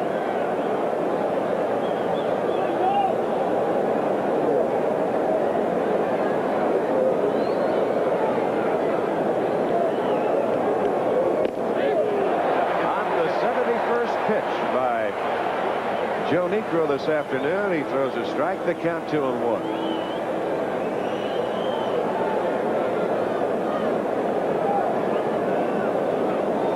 And pretty good success against Niekro. 355 lifetime average. Fly ball popped up left side. Cruz coming on. He's there and makes the catch. And Philadelphia has gone 1-2-3 for the first time this afternoon after 4.5 at the halfway mark. The Phillies and Astros scoreless. If you're shopping for a new car, it's smart to talk to an Allstate agent before you buy. Before I buy? Why? Some cars get a break on insurance at Allstate. Oh, we'll be right back. Let's face it, all cars aren't built the same. At Allstate, some cost less to insure. Buy one of these, and we'll pass the savings on to you. Up to 35% less on comprehensive. 35%? We'll be right back. Different rates for different cars. You're in good hands with Allstate. That's a promise for me, Judy Davis. Take it easy. You know, I was known for working long and hard during training camp. Why, even after my teammates were asleep, I'll still be out practicing my moves, and that's still important. So I drink light beer from Miller. Light tastes great. It's got 1/3 less calories than a regular beer, and the best thing is it's less filling. Because, listen, I still train the same way as the old days. Practice, practice, practice. Light beer from Miller. Everything you always wanted in a beer, and less. You don't need a haircut, Mr. Reed. You need Brill Cream. Brill Cream? Sure. Your hair is short enough, but it's a mess. It sure is. Brill Cream, so concentrated, just a little dab keeps my hair healthy looking and in control all day. Watch. Without Brill Cream, hair's out of control. With Brill Cream, hair stays in control. Try a little dab. See? Terrific, huh? You're right. With Brill Cream, a little dab will do you. So Larry Christensen ready to start his 5th inning of work. And he will face Craig Reynolds, the pitcher Joe Niekro, the top of the order in Terry Poole. Hey, let's go. Larry has allowed but 2 hits. The first hit, a leadoff double by Terry Poole in the first inning. He was left stranded at third. And then a 1-out triple by Jose Cruz in the last inning in the 4th inning. And he was left stranded at third. No score after 4.5. The Phillies with 5 hits. And the Astros, as I said, with 2. Now Craig Reynolds looking for his first hit in this playoff series. The Houston shortstop on the year hitting .226. He had 3 home runs and 28 RBIs.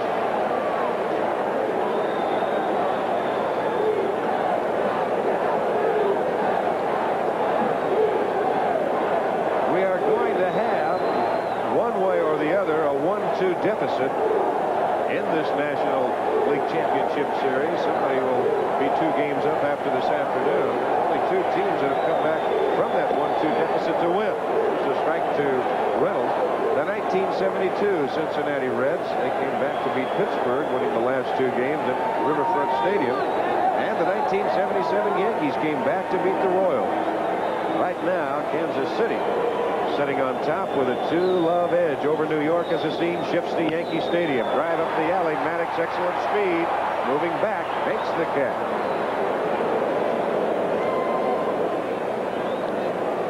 Now with 1 out.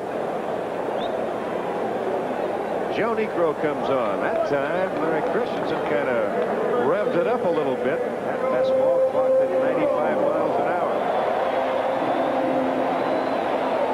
Boy, you really pull for a guy like that man right there, Larry Christensen, in the sense that he's had so many injuries over the last couple of years, and injuries that have required the surgery, and to the point where he's start mucking around with those arms and elbows if you're a pitcher. Well, you've got to really start thinking at times, laying in bed at night staring at that wall or ceiling. There's Bob Force with the most hits by a pitcher. Negro right behind him with 22. Larry Boyd to Rose, and there's 2 gone. The Astros have only been retired order 1 time this afternoon. That was in the 2nd inning. But they've only had 2 scoring threats. They had a runner on 3rd with 1 out in the 1st, failed to deliver, and they had it in the 4th rather, after the Cruz triple. Here's Terry Poole. He had the double in the 1st inning, was left stranded at 3rd. He's walked. He's 1 for 1.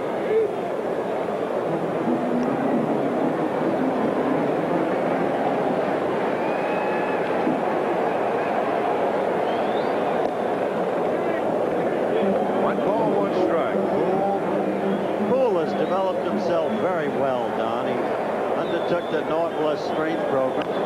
Foul away, 1-2. And he made himself a much better hitter as a result. Inside pitches used to trouble. He couldn't get around, pull them. Then he strengthened all. Now it's quite the opposite. Now you saw the 13 home runs for Terry Poole. He had 55 RBIs this year to go along with a .282 batting average. The youngster out starting to stay a Benco that he just keeps getting a little better and a little better all the time. 2-2 the count with 2 outs. Jerry's mother and his wife. There's 2 Mrs. Pools. That's what his wife said. She's Mrs. Poole too. Got him. So they go in order in the 5th inning, and through 5, the Phillies and the Astros no score. We'll be back with more after this work from our local station. Monday on That's Incredible. A psychic who tracks down killers by using the victim's skull. Watch a yogi perform the most amazing sword trick ever. An outlaw horse takes over a cowboy's job. Witness a spectacular underwater stunt. And a noted scientist brings aerial photos of UFOs. Cherrydale of Battle Creek is having its designer collection sale now through November 1st. You can take advantage of great savings on famous collections from Henryden, Baker, Thomasville, Hardin, Hitchcock, Stiffel, and more. Cherrydale's professional designers are members of the Interior Design Society and can help you decorate with the look and budget you have in mind. Now at Cherrydale in Battle.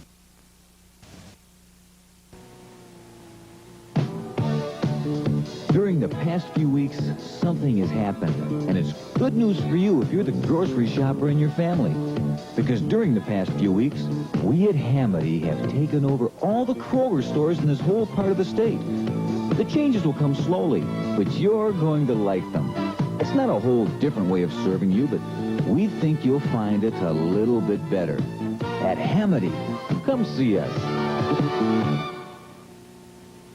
The Portage Rotary Club announces its Sloppy Joe dinner on October 10th from 5 until 7 p.m. at the Portage Central High School cafeteria. Tickets are on sale now and are available at the door.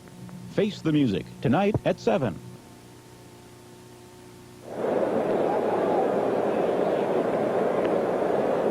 Well, right now it's the top half of the 6th inning, and Mike Schmidt will be the hitter, followed by Greg Luzinski and then Manny Trio.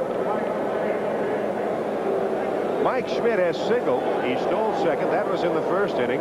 And he hit the ground ball with Rose at 3rd to Enos Cabell. And Rose tried to score, and Cabell cut him down easily. So Schmidt is 1 for 2. Overall, on the series, he has 3 hits and 10 at-bats. Make that 11 at-bats. 1 ball and no strikes to Mike. Gets a sense of a Philadelphia explosion until Negro set down the Phils 1-2-3 in the last inning. Phils had gotten at least 1 hit over the last 12 innings, collecting 19 hits and leaving 19 men on base. That's a bunch.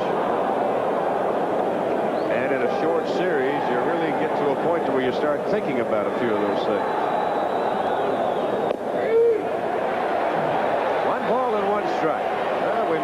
before about the Houston Astrodome, the eighth wonder of the world, they call it. There you see Negro just setting the ball in the glove. There you see him even gripping. High pop, shallow left field. Cruz coming in, Reynolds out. It's Reynolds, and that's out number one. After today's game on World News Tonight, a special assignment, Future Wars Fighting on the Electronic Battlefield. ABC News examining technological breakthroughs that will affect all of our lives and the security of our country, plus all the rest of today's news later. ABC News World News Tonight. Greg Luzinski stands in. He's bounced this short. And his fly deep to left, and that had a few hearts throbbing here at the Astrodome as Cruz caught it right in front of the 390 marker. Off the end of the bat, Negro will take it himself, and that is out number two. And Manny Trio comes on, who's 1 for 2. But we're talking about the Astrodome. It's 208 feet from the surface to the top of the dome, and that is equivalent. They say they can put an 18-story building in here. Boy, I'll say one thing. I remember playing that old Colt 45 stadium, and that was just off the grounds, just over behind the cow pasture. Oh, well, it was a ballpark. They had Major League Baseball, but you had no idea. You heard about the dome. You watched them build it through the years. What a change. What a difference. Meantime, Negro seems to have settled down beautifully, beginning with last inning. No score. Phillies 6th.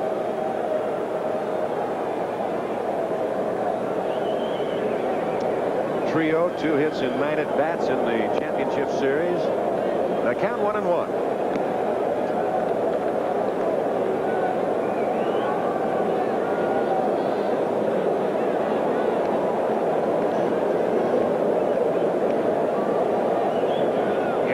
About straight away for Trio. The outfield, Cedeno slightly in right center.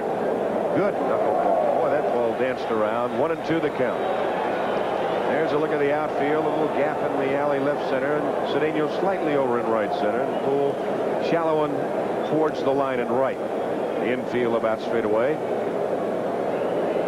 1 ball, 2 strikes, 2 outs, no score. Phillies 6th inning.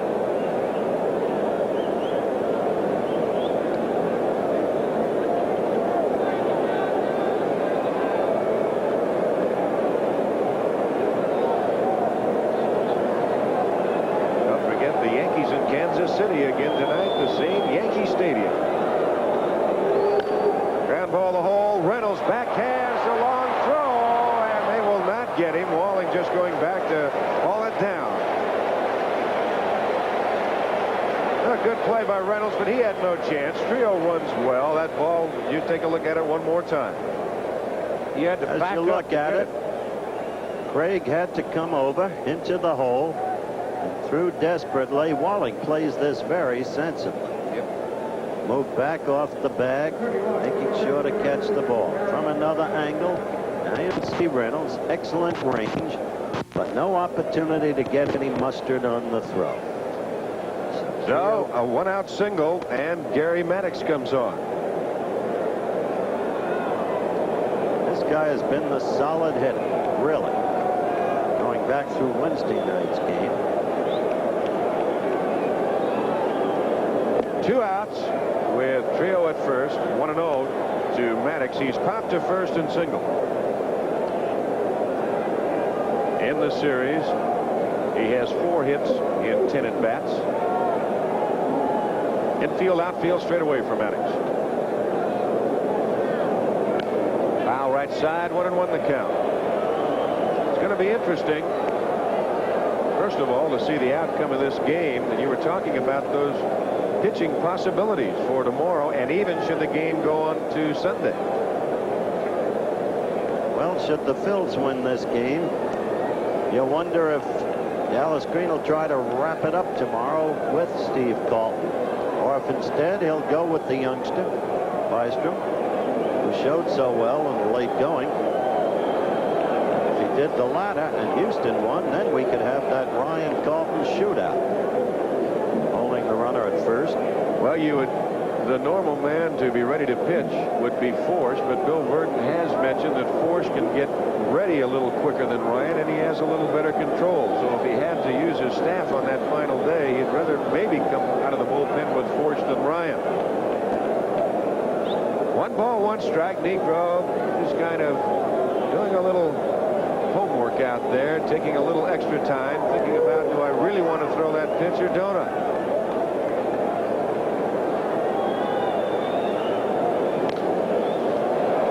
Center field, Cedeno giving ground, but it's playable. And that is out number 3, and the Philadelphia Phillies are turned away in the 6th inning. No runs on a hit, no errors, and they leave 1 after 5 1/2. The Phillies and the Houston Astros, no score.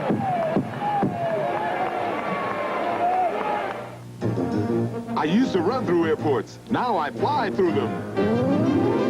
With new Hertz #1 Express service, I fly nonstop from my plane to my car without stopping at the counter. If you ask for #1 Express when you make your reservation, your Ford or other fine car and contract will be waiting at the #1 Express booth. Once again, Hertz puts you in the driver's seat faster than anybody else. Introducing the Pepsi-Cola World Series scorecard, an exciting new game with thousands of prizes. He's out. Here's how you play. Rub off these baseballs on your Pepsi game card, and if your score matches the game score, you'll be eligible to win this Ford Mustang, this Mattel electronic baseball game, cash, and lots more. Pick up game cards at participating stores. Play the Pepsi-Cola World Series scorecard game. And be a winner. Well, looks like you lead a comfortable life. I do okay. Now, let me tell you something. You do better in comfortable clothes. Like Hager Magic Stretch. Hey, a stretch waistband. Special stretch woven fabric, too. Nice. And Hager has lots of great looks that won't squeeze your wallet. In Hager Magic Stretch, you'll feel as good as you look. What could be better? How about this? Your car, sir. My car? My car? The Royals take their 2-game lead in the Yankee Stadium for Game 3 of the American League Championship Series tonight at 8 Eastern on ABC. In the Houston 6th inning of play, we will go to Enos Cabell, Joe Morgan, and Jose Cruz. No score. Phillies 6 hits, Astros 2. The Astros' struggles at the plate in this championship playoff series stem from the fact that Cabell and Cedeno have not been productive. There's Andujar on the right. And we get action in the Philadelphia bullpen as well.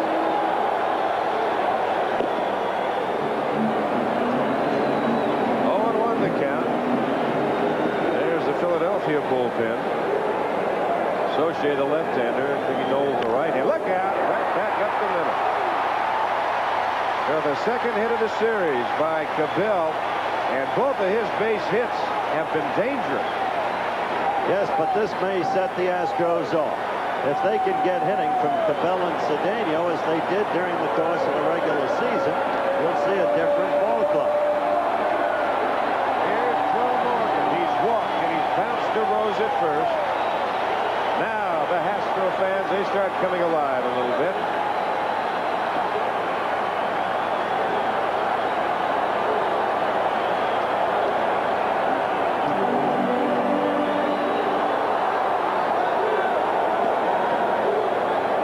Gordy Platson's the other right-hander for the Astros throwing. There's a strike taken by Morgan, and the count 0-1.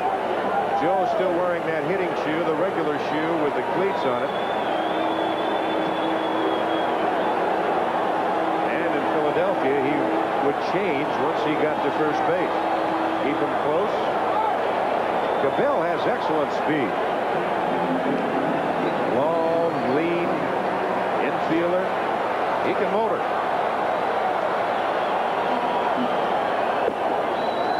One ball, one strike to count.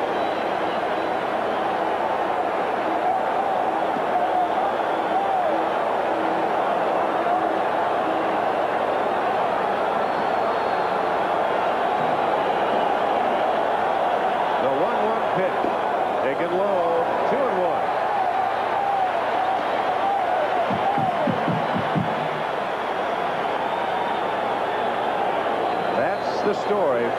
Astrodome in Houston, Texas. No score. Houston trying to get something going. A leadoff single by Cabell here in the bottom of the sixth.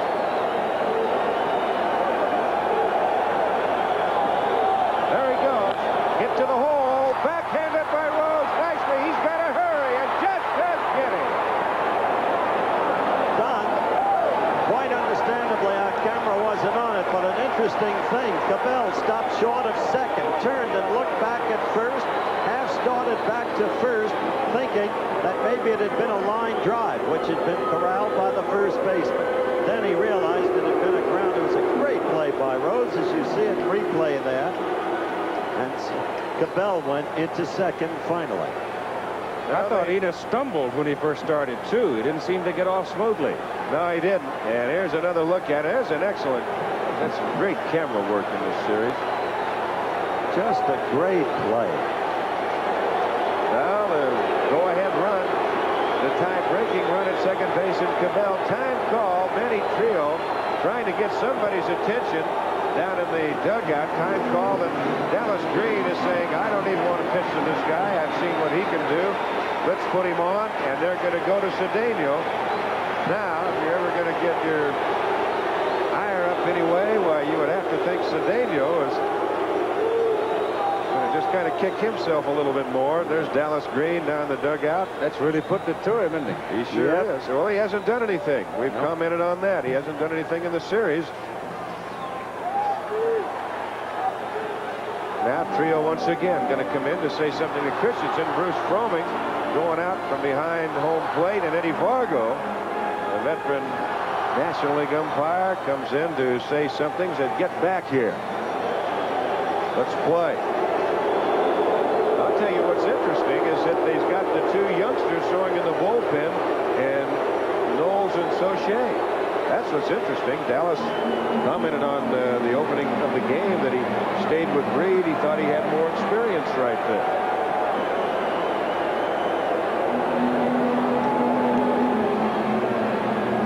Well, he's having a good time.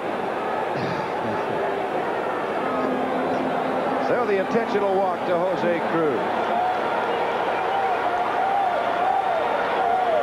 That is walk number 4. Two intentional by Christensen. And here's Cedeno. Cedeno is 0 for 2, is fouled to short and bounces short. He's 2 for 10 in the series. Well, there's one key indication why Dallas Green should go ahead and walk Cruz and go to Cedeno. Right-hander to right-hander.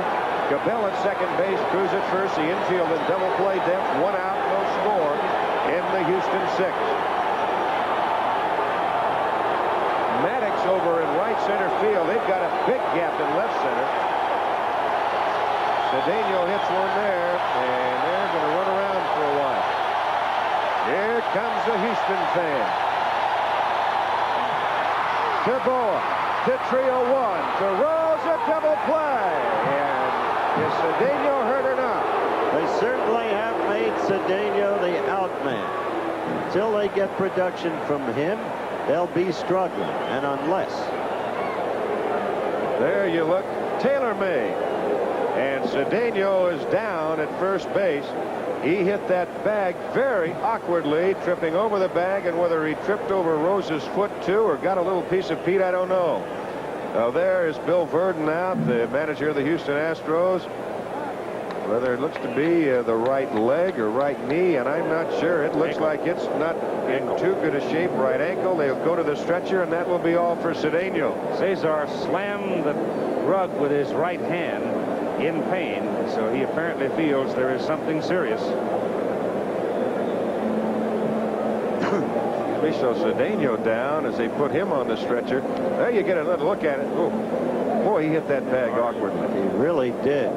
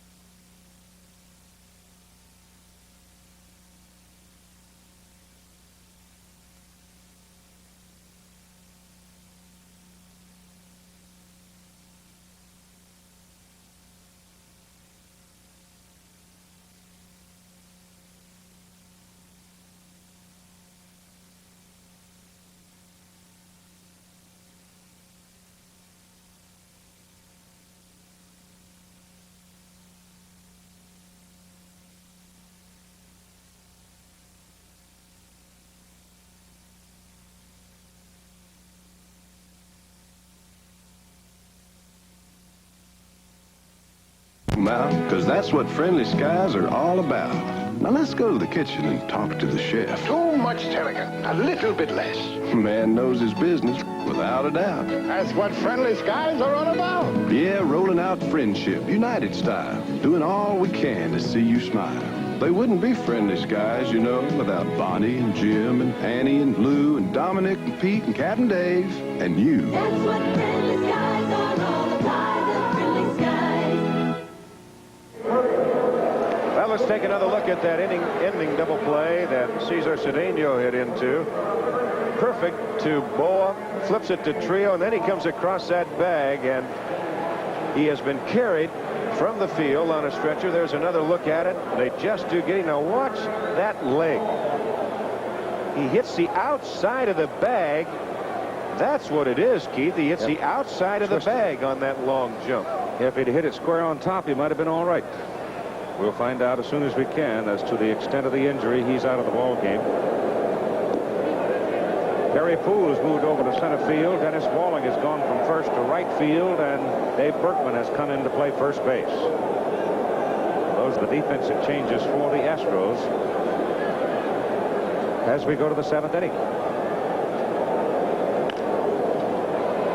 Slapped out to the left side.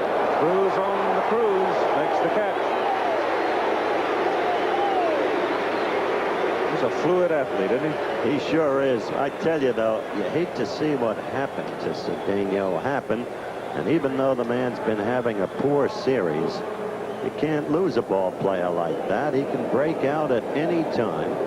He's a gifted athlete. Comes off a very fine year. It's also the second time in the ball game that Philadelphia has been able to come up with a double play to turn away the Houston Astros. Right now for the Phillies in the top of the 7th inning. One out. Bob Boone is at the plate with the pitcher spot next. To the shortstop, Reynolds. 2 down.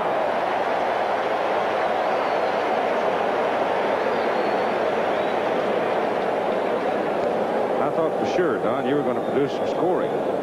Yeah. Why? Nobody's perfect. You get down here, you can't score in the dome.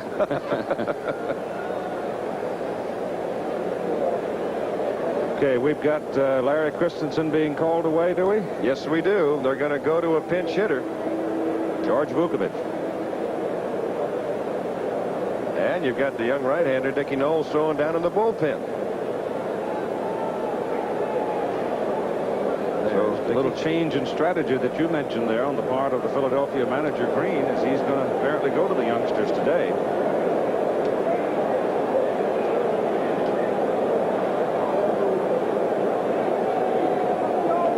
The outfielder, George Vukovich. We've said before they have the 2 Vukoviches on the club. John, the infielder, George, the outfielder. There's his numbers.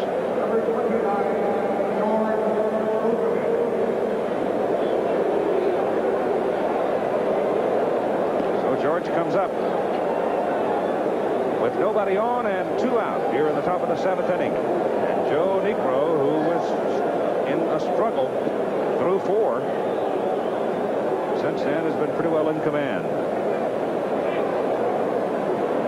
No score in the ball game.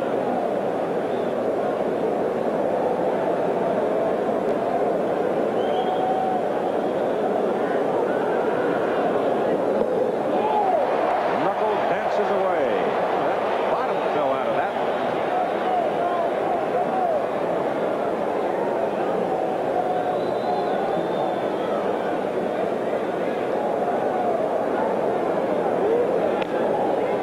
A little looper. Reynolds going back.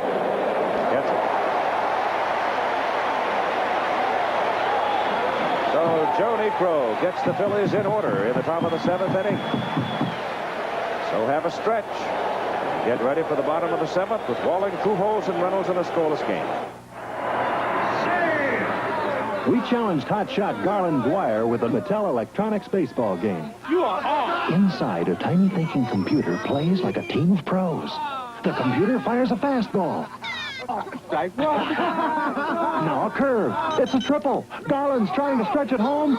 You're out. Hey, who's in there? Electronic baseball. One of 9 sports games from the #1 name, Mattel Electronics.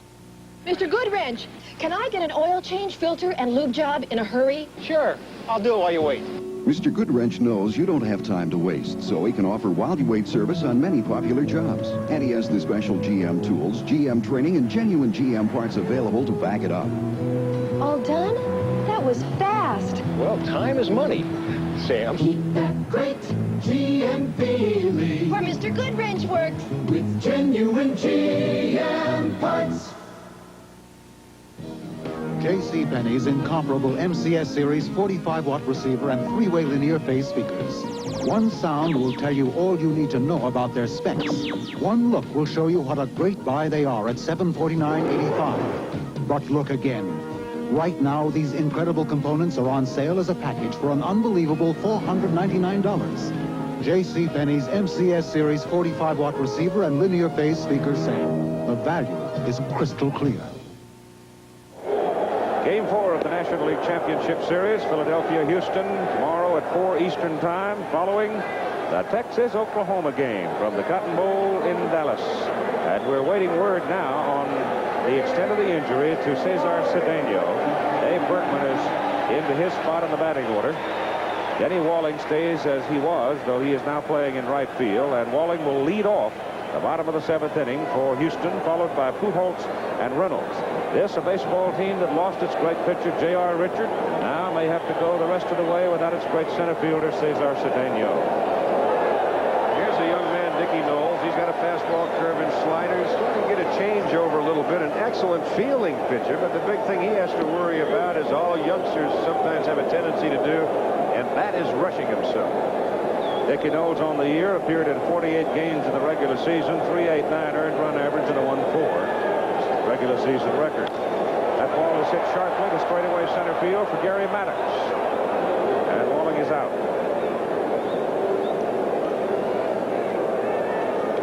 Now it's Pujols. Dickie is only 23, a starter in the minor leagues, and only one game in relief prior to this season with the Phillies. This year, he's been summoned out of the pen quite a few times. You get such a sense of hitting futility in this Astrodome. I wonder if you'll ever get to Dallas, Keith.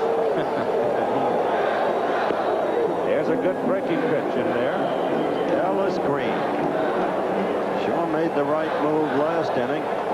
He walked Jose Cruz.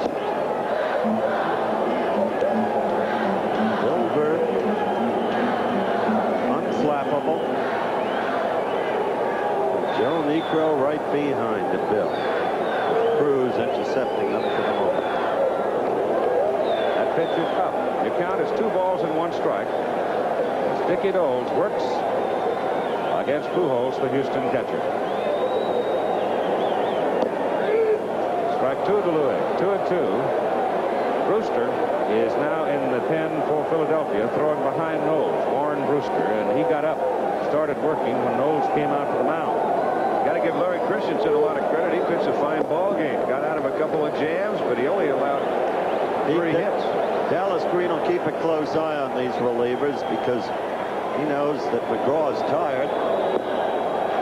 Once you pass McGraw, there's not a lot in that Philadelphia bullpen. There's one of the keys that Dickie Knowles is going to have to work on. He worked in 81 1/3 innings last year, and he walked 42 men. So those percentages right there are not too good.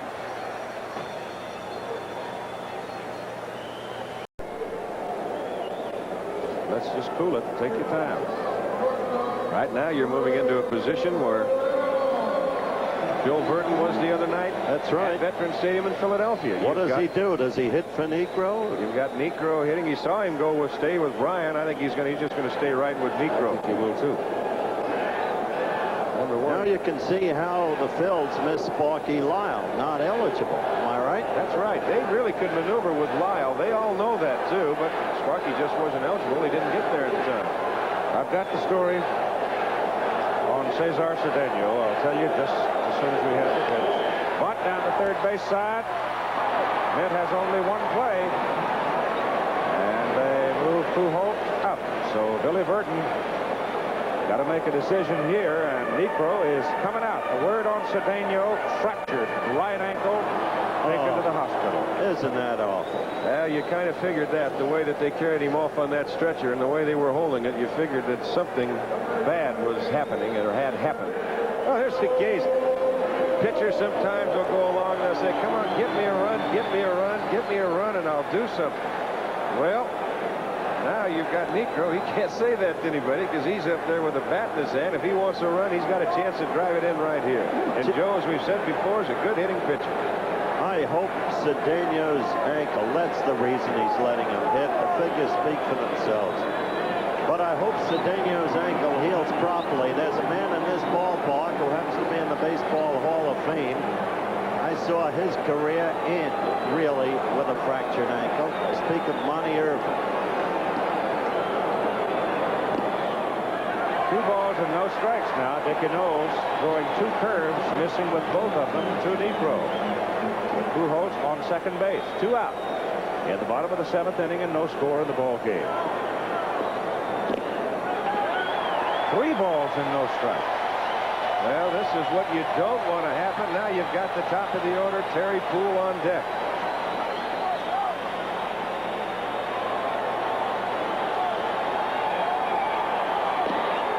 There's a strike. 3-1. He hit a good location with that 3-0 fastball. You know he's not trying to throw it there. I think he's trying to throw a strike. Pops him up. Drifts on out into short center field for Maddox. And once again, the Astros are turned away. And the score continues, all zeros. We'll be back with more after this word from our local station. Wednesday. Is my boy dead? The winner of 4 Emmy Awards. The story of one woman's search for the truth that changed the course of a nation. In the triumph of her career, Carol Burnett. God, what did we do to our sons? Friendly Fire. Wednesday on ABC. Have we ever got a deal for you at the 2nd Annual Dealer's Choice Races at the Hartford Speedway? There's going to be 3 big days of racing with entries from 10 states and Canada. Super stocks, midgets, super modifieds, mini champs, and more with $42,000 in purses. Friday, gates open at noon, racing at 7. Saturday, gates open at 9, racing all day. Sunday, gates open at 10, racing at noon. The Hartford Motor Speedway. Take I-94 to exit 46, go north and follow the signs. Presented by Mark Times Promotions. Toro, the proven performer. Fingertips starting at 32 below. Hurling wet, heavy snow at 32 above. A high torque engine and open directional vanes that will not clog. Make Toro the proven performer. Digging out over 1 million Americans, even in the toughest snow conditions. Haven't you done without a Toro long enough? All snow blowers on sale at Pine Grove Lawn and Garden Center and Moore's Boat City Marine. This week, Solid Gold with Dionne Warwick. Co-host Peaches and Herb, Air Supply, Johnny Paycheck, Irene Cara, David Copperfield, and Billy Joel. It's Solid Gold. WUHQ-TV, Battle Creek, Kalamazoo. The line score in the ball game. Both teams have stranded 6 base runners in this scoreless ball game. Joe Necro continues to work on the mound. He started for Houston. He's still out there. Philadelphia now has made a change, taking Christensen out, bringing in Knowles. Joe Necro will pitch to the top of the order here in the top of the 8th inning. Pete Rose, Bake McBride, and Mike Schmidt.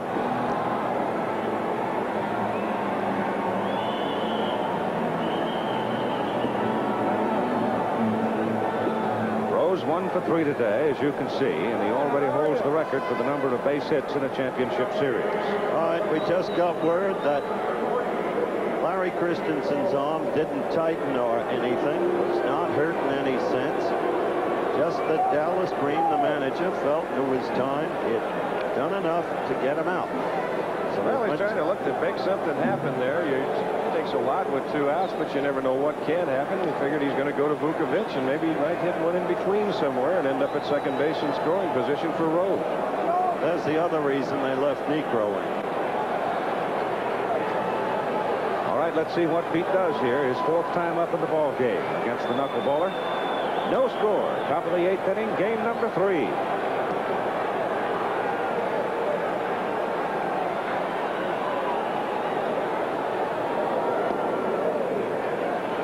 inside.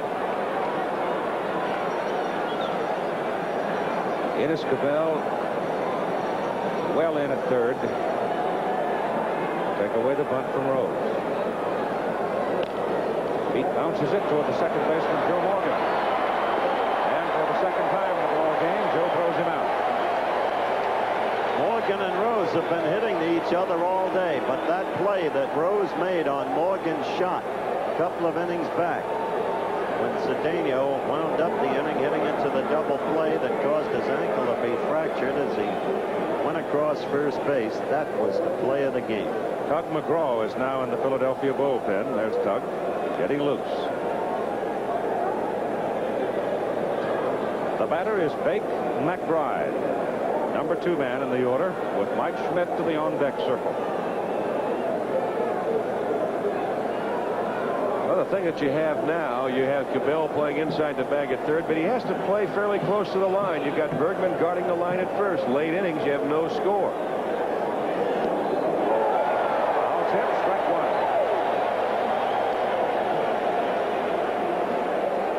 1. Shows you the efficiency of this man down the stretch.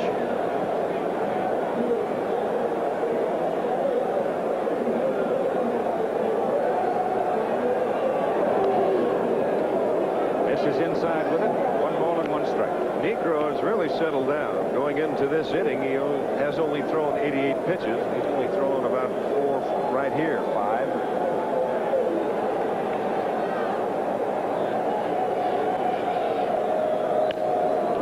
Cabell, that's what helped. That helps to be 6'4". That's what I was going to say. He's the tallest I've seen at that position. That was an advantage Marty Marion always had at shortstop and Ron Hansen. Here's the high chopper, and up the ladder goes Cabell. That ball gets over his head. I believe it's a double. Get another look at it. You see where you can't even see Cruz in the picture, so you know if it goes over his head, it's going to be a double. Hard Trainer used to be able to do that. You know, we were talking about third baseman the other night, and the size of third base. I just got thinking about another big third baseman and who can run. It was a great ball player, Kenny Boyer.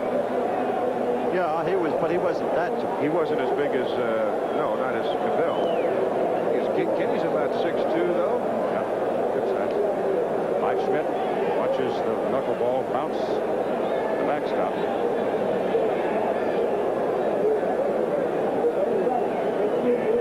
The history of Mike in the 43 games in the Dome. Today he singled his first time up, fielder's choice second time, popped up to the shortstop third time. 2 out and nobody on for the Phils in the 8th. Change of speed on that knuckler, it appeared that time, a little less velocity. The Dome can just really take away all the desire out of power hitters. Let's take another look at this pitch. It really, I think psychologically it can get you. I know psychologically it can get you. I should put it that way. 1-1 pitch. Pops in into center field. Terry Poole playing there, following Cedeno's fractured ankle. And Joe Niekro puts Philadelphia away in order in the top of the 8th inning. And we continue in a scoreless baseball game. A bright red fire truck, a blue Calliope, a yellow moon, a pink balloon, a golden Dixie Jamboree. Yes, America's true colors come through on GE. GE TV brings you America's true colors, vivid and lifelike. And with GE's special VIR2 circuit, the color is automatically adjusted. Yes, America's true colors come through on GE. GE, we bring good things to life. Introducing the 1981 Chevy Malibu Sport Sedan. A solid, sensible car with a 6-passenger interior, impressive V6 mileage, a comfortable ride, plus a little something sensible cars are not ordinarily known for. Chevrolet introduces the Malibu Sport Sedan. A 4-door with a difference. A 4-door with pizzazz. Here's your chance to get the official 1980 World Series souvenir program, the same one sold at the ballpark. It's a collector's item commemorating the 77th Fall Classic. Send check or money order for $3 to World Series Program, Box 1980, Norwood, New Jersey, 07648. It's filled with World Series glamour, history, and statistics. That's World Series Program, Box 1980, Norwood, New Jersey. Act now. Quantities are limited. The preceding message was brought to you on behalf of Major League Baseball. All right, those are the people due up. The fans have stood as one throughout the period between the innings. Go Astros, #1. They've been waving those orange pom-poms, and they are having a ball. They're trying to inspire their team. They're trying to put their fire into the Astros' bats. Terry Poole, Enos Cabell, and Joe Morgan. And Poole, who has doubled and walked and struck out swinging, fouled that one away. Last season, that ball is struck sharply to right center. Base hit for Poole. So they've got the leadoff man aboard. Now, last season, Craig Reynolds was in the #2 position in the order. He set an Astro record with 34 sacrifice bunts a year ago. But this season, he was in a prolonged hitting slump. They dropped him from 2 to 8th in the order, and that altered some of the thinking in the use of the bunt by this ball club. Well, I think you're going to see a bunt now. I certainly would hope so. If I were an Astro fan. Enos Cabell, he handles the bat well. He's a good man in that position.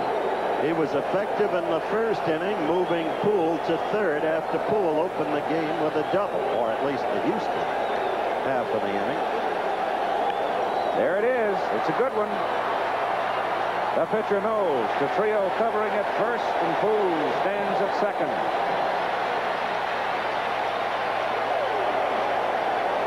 That might have taken the bat out of the hands of Joe Morgan. Tug McGraw throwing in the bullpen. Bill Burton just looking across at his counterpart, Dallas Green, saying, all right, pal, it's your move. And here comes Dallas, and I believe that could be all for Dickie Knowles. We'll have to wait and see.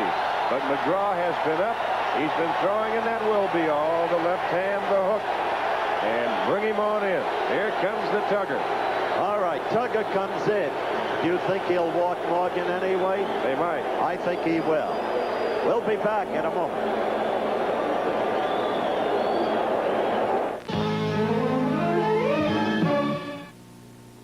Oh, we've got it now. What? The one-step in Polaroid's new Time Zero Supercolor film. Is that cause for rejoicing? The world's simplest camera loaded with the world's fastest developing color. Is that true? You betcha. Now you see your pictures in seconds, not minutes. Look at that color. Beautiful. What else is new? The one-step is twice the fun, and the color's brighter and sharper than ever. That's it? The only Polaroid's got it. You should tell people about that. Where have you been? Here's to good friends. Tonight is Phil, special. I thought you were taking us to dinner. I am. Okay, where is it? You're standing on it. What? Hey, a clam bake. I suppose you got Lowenbrow, too. Yep. You want the taste of a truly great American beer. Tonight, let it be Lowenbrow. Bill, that was fantastic. Hey, I only take my friends to the best places.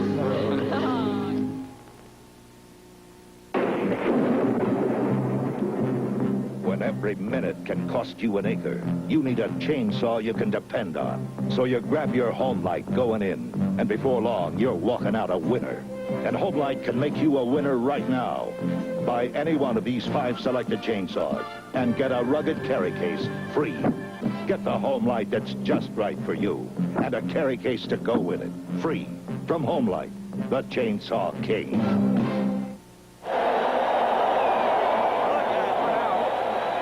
They've been exhorting and cheering, and they stand as one.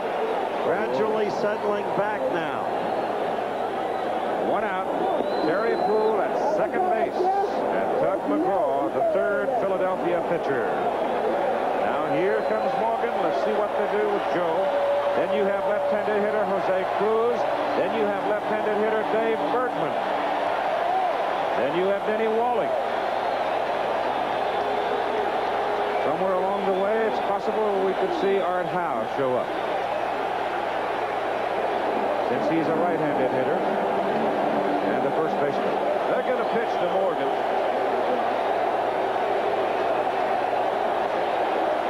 Bottom of the 8th inning, a scoreless ball game. Tug McGraw, low to Morgan, ball 1. Let's see how they pitch to him. Let's see if they really are going to pitch around.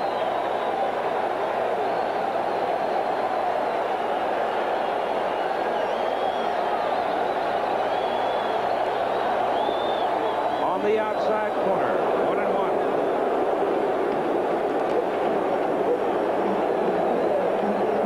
Rafael Landeskog going down to the Houston bullpen. He will loosen up a little bit, so a lot depends on what Joe Morgan does right here. Bill Burton might put him in as a defensive move. You would guess that's what he's thinking right now, because that's why he has Landeskog warming up in the bullpen.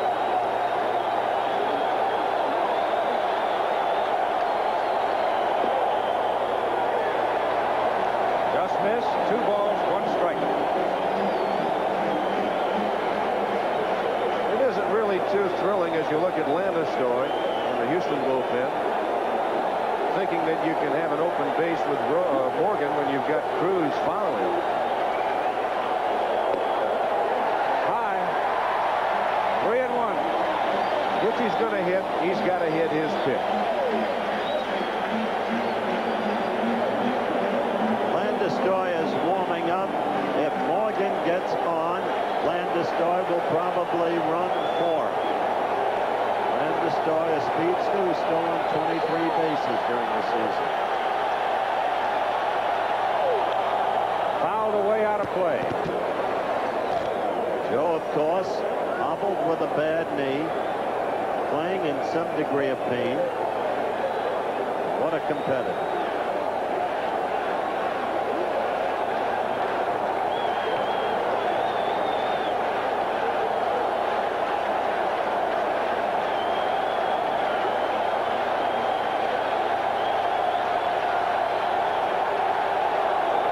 Foul straight back.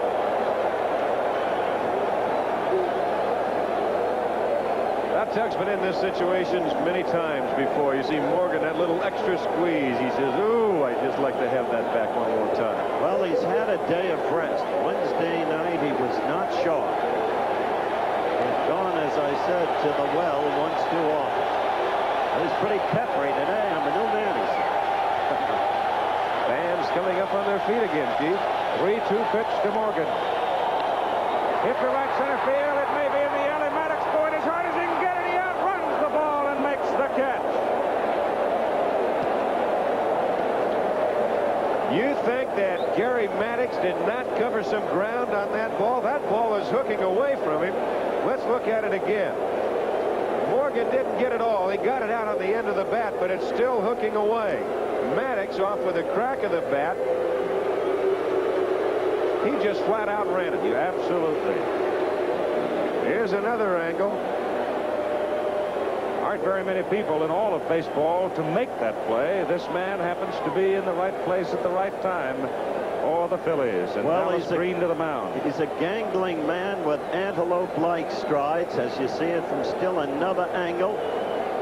He just did get to it, too. And all talk about why he didn't drop the sunglasses in that game against the Dodgers has been forgotten in this series, I'll tell you that.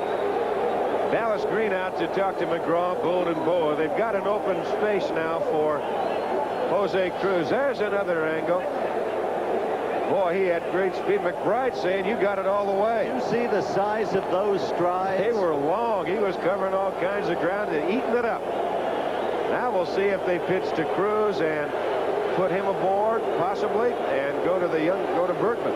Bergman's out there. They're going to test him. They're going to put Cruz aboard. Now it's a question as to whether or not Bill Burton will choose to send the other first baseman on now. There's Joe. If he gets it all, he's got one. But he didn't get it all. He got it down to the end of the bat.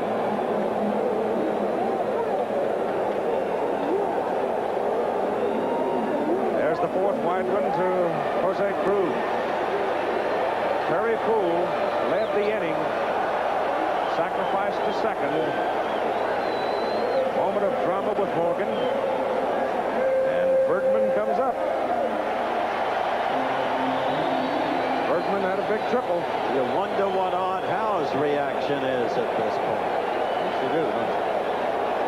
Well, I think Art, he has common sense. He knows exactly what's going through Bergman's mind. I've known this kid since he was in the Yankee farm system. He first reported on the Yankees a few weeks after Bill Verdon was succeeded by Billy Morton. This kid's had a fine minor league hitting record. It was not a fluke, that triple the other night. 1-1 the count. I think Art Howe can appreciate what goes through Verdon's mind because he manages winter ball. He's been in that position himself. He's had to make some decisions as a manager. Raw breaks the tension for a moment. Tighten up his shoelace. Last year, Bergman had his first bad half season as a hitter in the minors at Charleston. He developed a hitch, and he had to work on it for half the season. There's Art Howe. And he hit .220 the first half of the season, .380 the second half. He worked out the hitch, and he is a fine natural young hitter.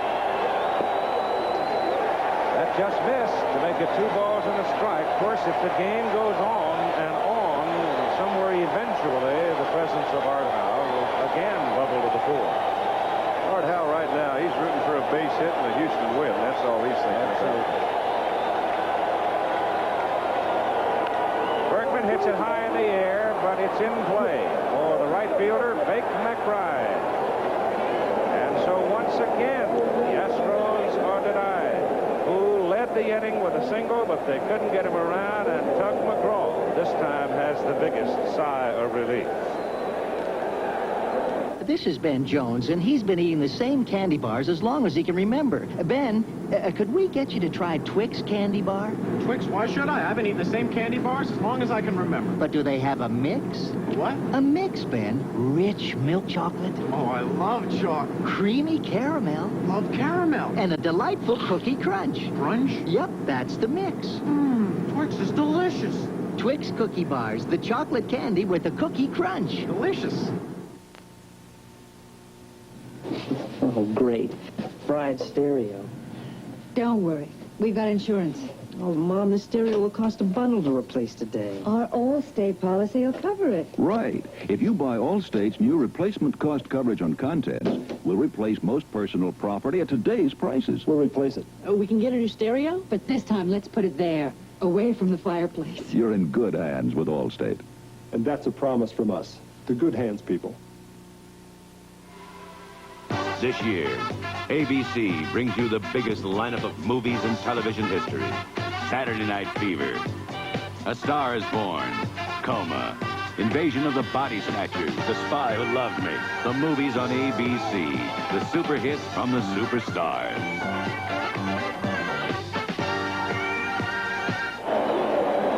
American League Championship Series tonight, Yankee Stadium. The Royals leading the Yankees 2-0. It'll be at 8 Eastern Time here on ABC. And right after our game,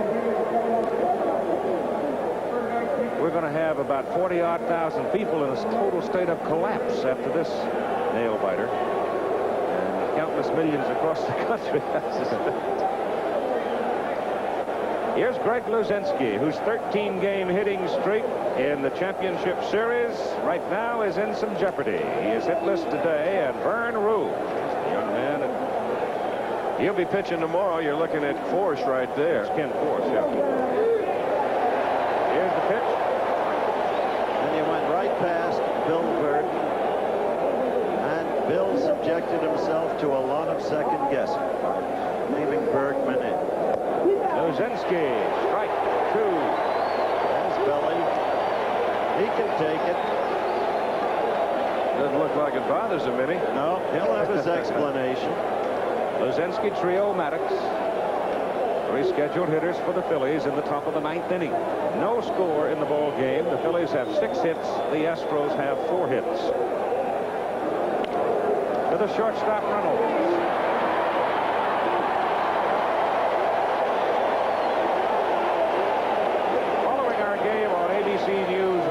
Tonight, a special assignment, Future Wars, fighting on the electronic battlefield. ABC News examines technological breakthroughs that could affect all of our lives and our country's security. Plus all the rest of today's news later on World News Tonight. Well, we've got all kinds of action in that Houston bullpen. The left-hander Sambito, the right-hander Smith, and right-hander Art Howell, who we were talking about. He's warming up. Now, there might be something in the future for Mr. Howell before the afternoon's over. You've got Walling to lead it off, and I would imagine that that's where Mr. Howell will hit. Trio hits a high fly ball to left field. It's carrying deep. Cruz takes the catch. That ball carried further than I thought it was going to carry. Here comes the man. Big man for the Phils right now. He's having a terrific series. Joe DeCrow has now reached 100 pitches in his ball game. That's the man. Gary Maddox. Superb play on Joe Morgan. Kept the Phils in the present time. Crowd of 44,443.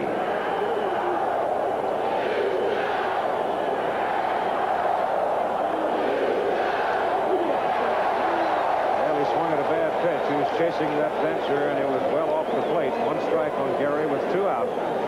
Now there it is again. Now watch this thing just take off. You just don't know anything about it. I've always wondered how they can justify how a knuckleball is legal and a spitball is illegal. Look at that. See that come in? That got him on the wrist. That's exactly what I was talking about. They say that a spitball is dangerous. Can't be any more dangerous than a knuckleball when you don't know where the knuckleball's going. Look at that come in on him. Maddox is okay. Here's another. He just couldn't move. That got him pretty good, too. Stung a lot. But I've never been able to figure that theory out. That's because you always wanted the spitball legalized. That's all.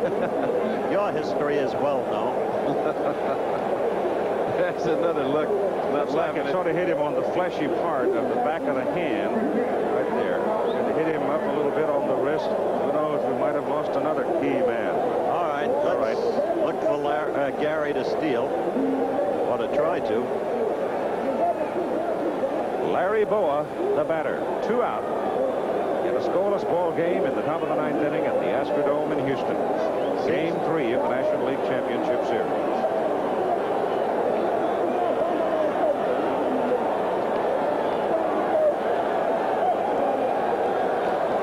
Got a good lead over at first base, too. Got his front foot hooked on the rug. Looking back, Keith, it seems like the game's been in balance every half inning with every hitter. Look down from the top. See it? That's a great shot. Here he goes. No chance. That sets them up. You knew he was going to do it. Ball was in for a strike. I just had a feeling all inside and they were going to pitch out on that first pitch. You know he's going to go, and he has an excellent jump. Oh, that's a great. That's a different angle. You've never seen that before. Pujols made a fine throw. Knuckleball without the great velocity. Maddox's big jump. There just wasn't any contest. But Don is right, Keith. I'd have pitched out not once, but twice. You could have. But they have the advantage right now. You see the throw in the dirt a little bit. Now they're going to put Boa on. They've got the base open, and they'll go to Bob Boone, the catcher. So with Dallas Green, he starts it off, and Bill Verdon will counter. Bill Verdon will start it off, and Dallas Green will counter, and that's the way they've been seesawing back and forth through this whole series. Layers of accumulated tension.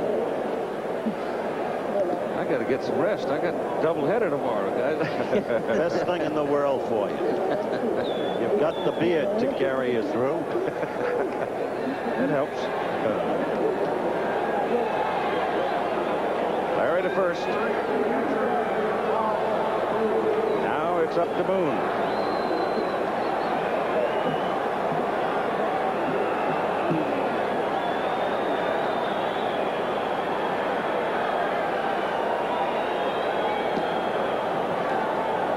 Boy, he's pitched a good ball game. He has. He's settled down nicely. Took a little time, threw a lot of pitches the first few innings, but he has really settled down great. Since the fourth inning, he's allowed the Phillies only a hit. That's true, but that hit batsman can come back to haunt you. It's like a base on balls. Maddox off second. And the pitch to Bob Boone is up high. Ball one. 2 out, 2 on.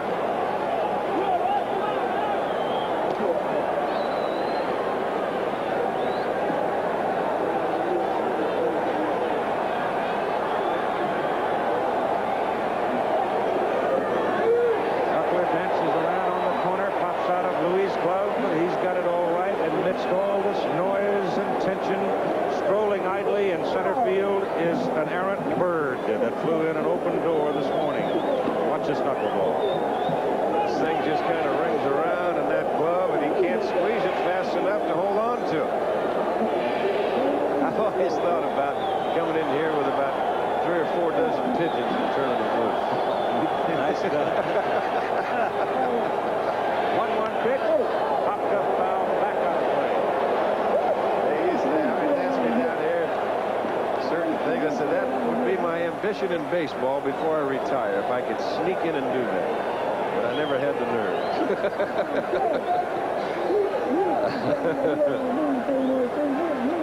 Boy, this is a great play, a great spectator place. Gosh, there are theater seats all over. Very, very comfortable. It's a beautiful structure. 1 ball, 2 strike count on the batter Boone with 2 out and 2 on.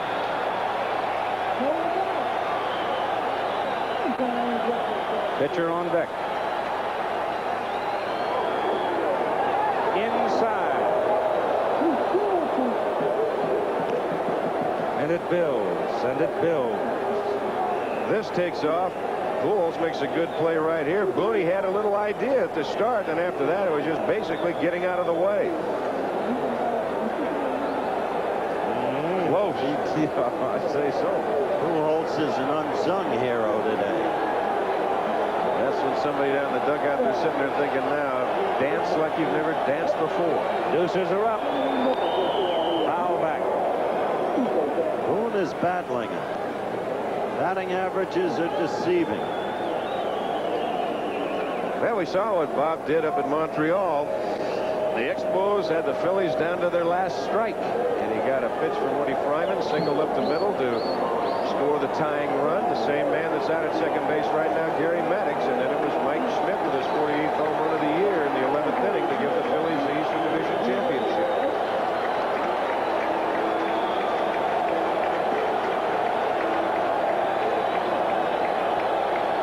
2-2 coming. Foul. Checked on it. It was outside. Wet palm time. That's Gary Maddox out at second base, hit by the pitcher. Over at first base, Larry Boa walked intentionally.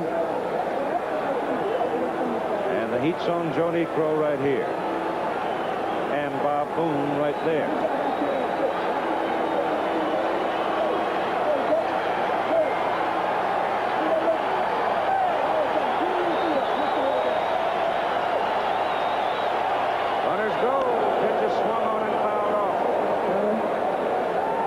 Didn't just go. He was at third.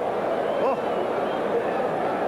That was as big a jump that you'll ever want to see anybody get off second base. But right now the battle is between Niekro and Boone. Both guys concentrating so hard. I think Joe just forgot about Maddox being at second base. Saucher and Brewster remain in the Philadelphia bullpen, alternately throwing and watching. The pitcher McGraw is on deck. Maybe, depending on what happens with Boone here. Change could come there by Dallas Green. 2 out. Boone steps out on him.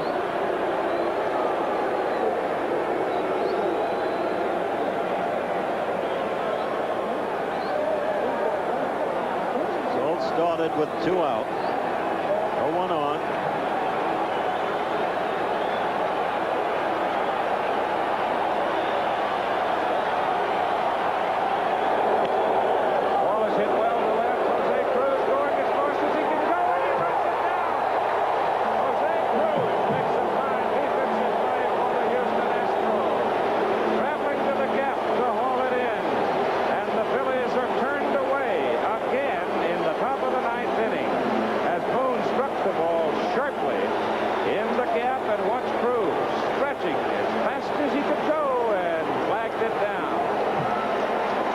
Another look at it as we go to the bottom of the 9th inning.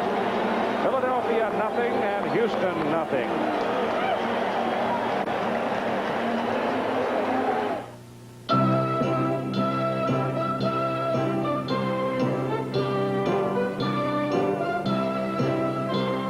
Putting in more gas and putting out more money? A tune-up with Champion spark plugs can improve your fuel economy. It's like getting more gas in your tank and more money in your bank.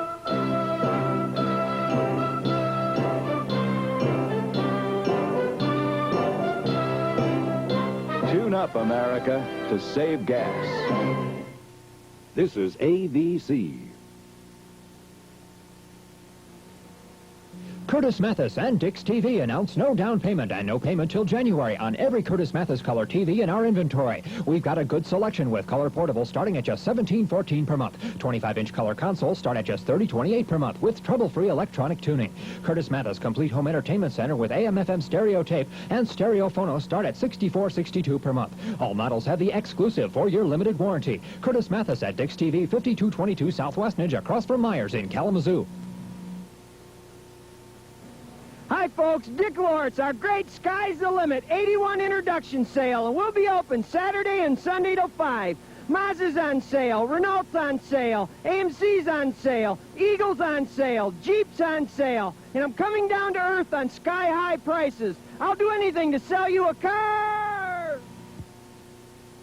Dick! Now that's down-to-earth deals at Dick Lawrence in Portage, and I think he means it.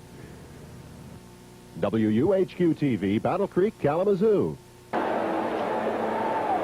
there's another look at out number 3 for the Philadelphia Phillies in the 9th inning. Bob Boone got a knuckleball that really did not knuckle all that much. He hits it to the gap in left center field. Jose Cruz off with a crack of the bat, and he was able to run it down. I think that's some great angle shots. Our director, Joe Assetti, and producer,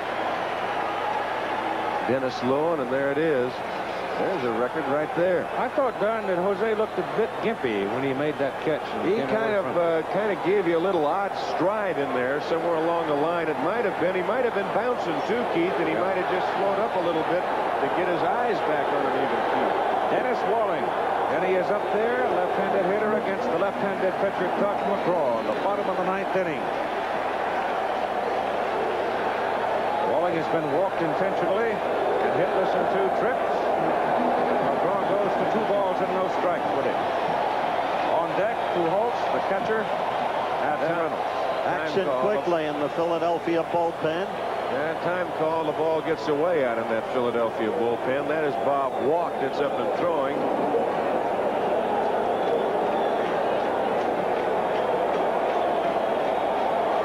Joe Sambito throwing down in the Houston bullpen.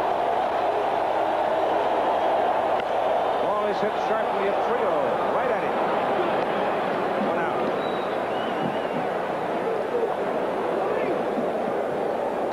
Manny handles it at second defensively, and here's Pujols. Alan Ashby, in case you wondered, Alan has cracked rib. It's a bit sore. They'll see action tomorrow. They don't want him bouncing around too much, chasing that knuckleball back at the plate with sore rib cage.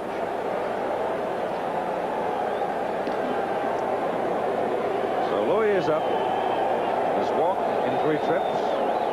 2. They give him left center. Pitch is low inside.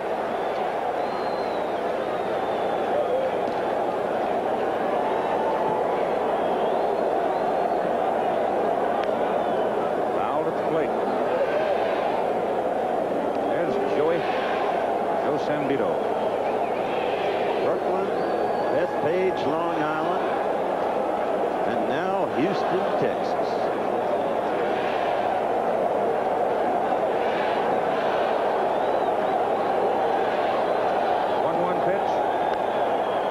Sailed up. Pujols hits it up in the air, coming back. And Bob Boone trying to climb up on top of the dugout to get at it. Couldn't reach it, and I think all 44,443 who came are still here. You can't leave a game like this one. The Phils give you cliffhangers.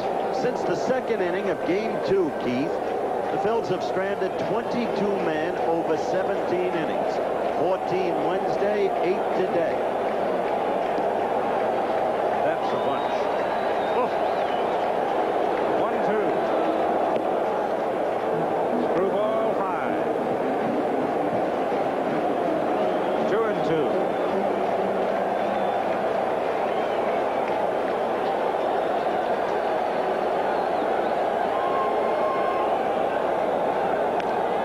Hit in the air to center. Is there. 2 out. Oh, what a great play, and a big play that Maddox made, huh? Back in that 8th inning. That's the play of the game so far. The other play of the game was Pete Rose, the 3rd inning, when he tried to come home on the ground ball to Enos Cabell. Well, that was one, and that was a serious mental mistake. But you can't prove that the Reds would have scored had Pete stayed at 3rd. Here's Joe Niekro on deck as Craig Reynolds comes to the plate. Joe shaky at the beginning, has really been tough of late. The pitch to Reynolds is hit out into short right. Second baseman Trio drifting back toward the line to make the catch. And for the second time in this National League Championship Series, we're going to go extra innings. We went 10 innings on Wednesday night. No score in Houston after 9.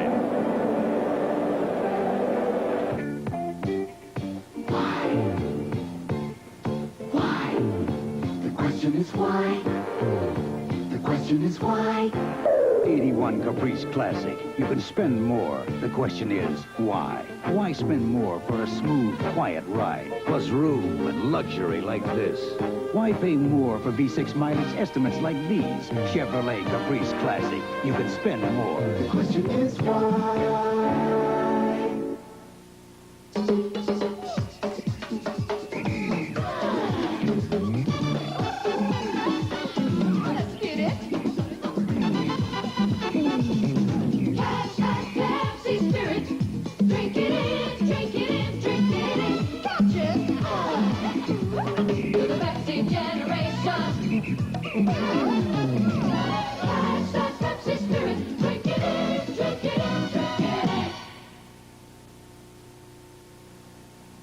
Tomorrow on NCAA college football, the undefeated third-ranked Texas Longhorns tackle the high-scoring Oklahoma Sooners in one of the toughest rivalries in college football.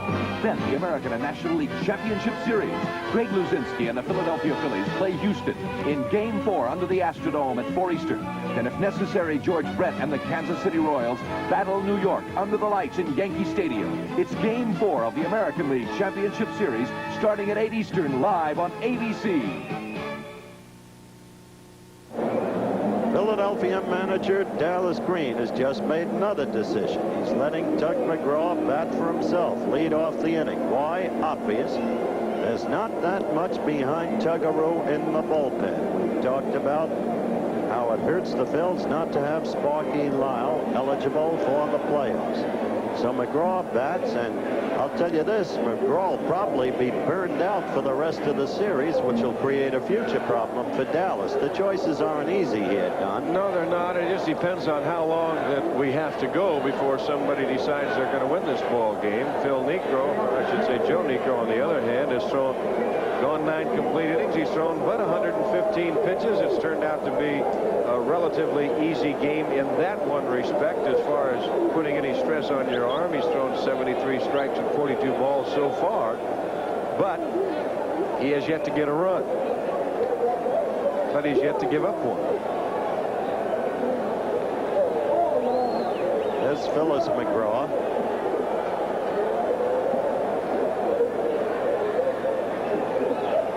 Tug is in, and Joe Negro delivers. It is popped up on the right side, in the crowd, out of play. Had a meaningful swing at it.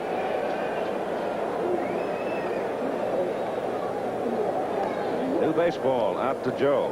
Pitchers can feel an imperfection or something in a ball rather quickly if they don't want it. Sometimes a little slick. Get them slick sometimes. You don't really feel the seams at all. That's outside for ball 1. And at this stage of the ball game, Keith, well, you're bound to run into a slick one because there have been quite a few foul balls hit this afternoon down at the bottom of the barrel. On the ground toward the hole, knocked down, but a first baseman Bergman can't get a handle on it. That's the break.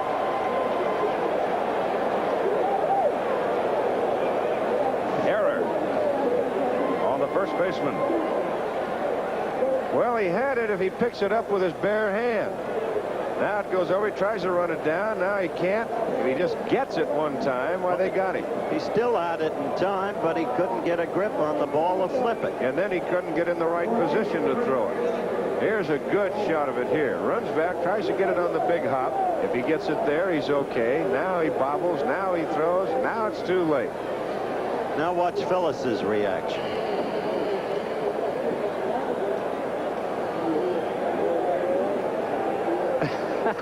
That's a fan. That's a rooter. You betcha. But this could be the breakthrough break. Rose, Bride, Schmidt in order. The top of the order.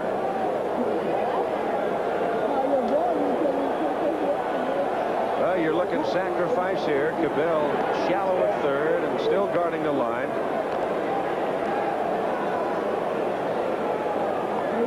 It's the little things that make the sum total.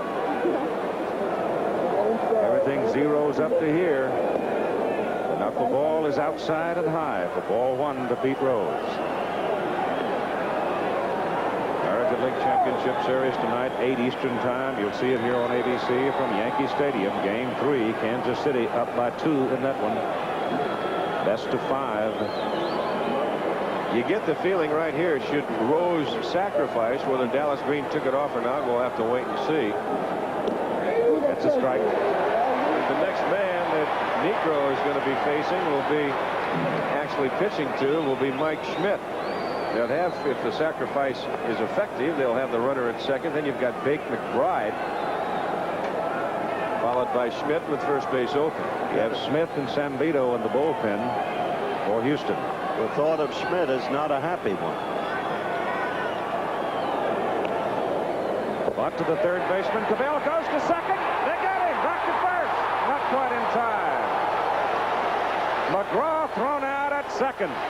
Boy, there was a great alert play by Enos Cabell, and whether Reynolds got spiked or not, I don't know, but that's a 5-6. That ball was a good punt, but Cabell got in and was shaking hands with him. There's the late slide by McGraw. There you see Tug. He hasn't run the bases too many times, but right there, that might have cost him a little bit looking at the play. There's an excellent play by Cabell. Here's another angle. Here's McGraw moving out. The bunt's down. Now McGraw's got to go. Now he tries to pick it up again. And just a bang-bang play, a very instinctive play. McGraw with a that's about a 89-foot slide right there. So they get the lead runner with Pete Rose on first on the fielder's choice. And here's Bake McBride. 1 out. Now we'll keep an eye on Rose. Dallas Green, he just might start something going. Hit and run, steal, do something, make something happen. I'm tired of looking at zeros out on that scoreboard. It was a great play by Reynolds on the other end. It and a sure great was. try for the double play. One of those things where he just had to hang in and take the lump, too. That's right. He had to stretch to make the out first. He really left himself wide open.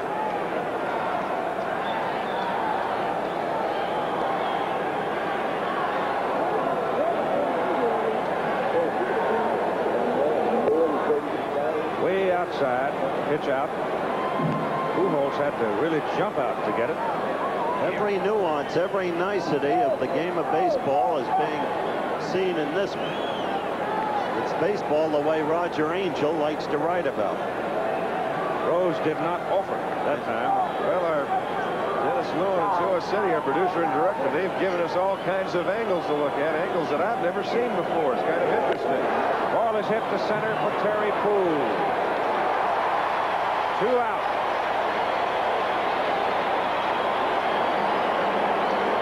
I don't know what's going to happen now. Mike Schmidt can hit it out at any time, but you've got to admire that man, Joe Niekro. He has never wavered from the 5th inning on. He has been positively superb. He battles and battles and battles. On the message board in center field, the update on Cesar Cedeno. He suffered a compound dislocation of the right ankle. He's now being prepared for surgery at Methodist Hospital to repair the ligaments in the ankle. And we certainly all here in the booth from ABC, we wish him the best of luck and a very speedy recovery. So the 44,000 plus people in these seats, and sports fans, real ones all over America. Here's Mike Schmidt in the top of the 10th inning. 2 out and Pete Rose on first base. Schmidt had a green light on 3-0 in the 10th inning the other day and Wednesday night in Philadelphia. Hit a fly ball to right field for the final out. Right. I tell you.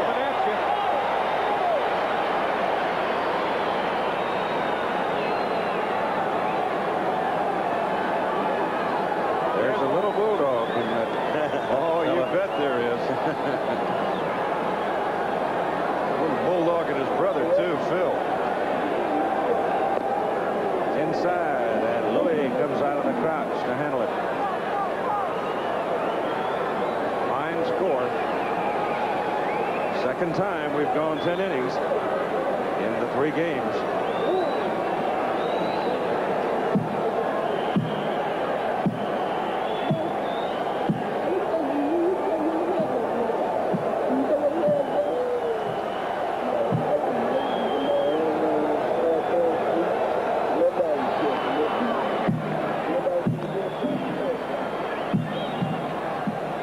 Dave Bergman sure hoping at first base they don't get anything going here.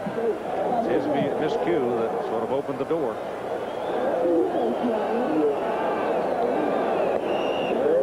It's outside and low, and it's 2 balls and 1 strike on Mike Schmidt. Wonder how Pujols would write about this game. He has been all over that dirt area. Wonder how his hands are. Hands are all right. He'd want to shower first. He's going to go lay right face down on the training table afterwards. 2-1. Popped him up. Pujols coming back to the screen. It's on the screen. I didn't think that ball was coming down. It was just like the way this game is going. He got that pitch up. He got the knuckleball. It was up a little bit. But Mike did not have the real good swing at it. That's it. It's so hard. A person with a good knuckleball, it's hard to really get into a groove to get good swings at knuckleball pitches. And that's why that good hitters that happen to hit knuckleball pitchers are such an exception. Joe Niekro back to the mound with a count of 2-2 on Mike Schmidt. Greg Luzinski, who has been hitless today, is on deck. And his 13-game hitting streak, championship series, on the line if he gets a chance. There's the ball. Fans in a chant all around us. Niekro. Niekro. 2-2 coming. Mike breaks the tension a little bit as time called here. Well, Bruce Fromming sees something out against the wall. Right out in center field, and now Terry Poole looked like something fell down out of the seats, a cap or something, and very alertly Bruce Fromming calls time, and that's exactly what it was. It wasn't the pitcher. No. I've been looking at that. Looking at that blackbird that's around in here somewhere. Where'd it go? Tell you, Bruce is out of workout. Okay, the housekeeping accomplished in center field by Terry Poole, which sort of breaks the glare of tension in the dome.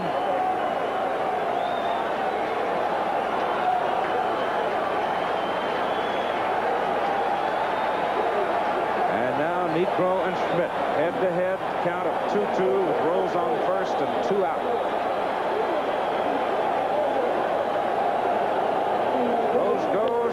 Swings. Shortstop Reynolds has it.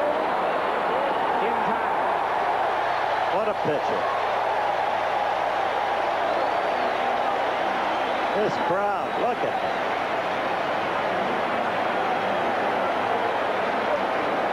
We'll go to the bottom of the 10th inning. We have no score. Sunday, the wildest truckers on the road are leading the cops on a cross-country chase. Convoy.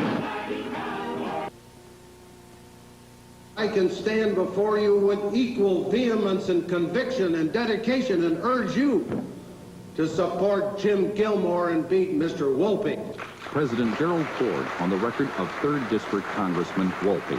When you have a congressman that supports the president better than 80% of the time, he's partially responsible for the disasters our country faces. Jim Gilmore, Republican for Congress, for a change. Hi, folks. Dick Lawrence, our great Sky's the Limit 81 introduction sale, and we'll be open Saturday and Sunday till 5. Mazda's on sale, Renault's on sale, AMC's on sale, Eagle's on sale, Jeep's on sale, and I'm coming down to earth on sky-high prices. I'll do anything to sell you a car! Dick! Now that's down-to-earth deals at Dick Lawrence Importing, and I think he means it. WUHQ-TV, Battle Creek, Kalamazoo.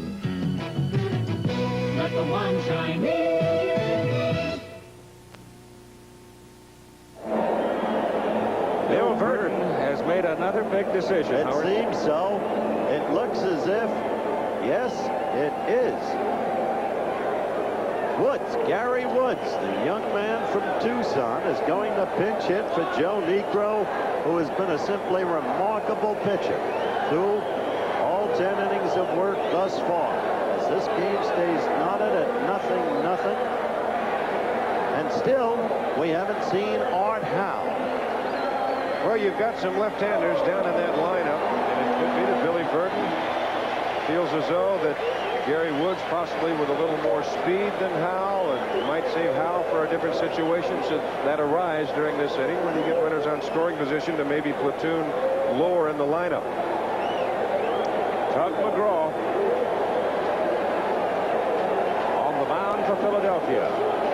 Gary Woods hitting for Joe Niekro. Now the screwball is outside for ball 1. Dave Smith has now concluded his warming up in the bullpen if we have to continue to the 11th.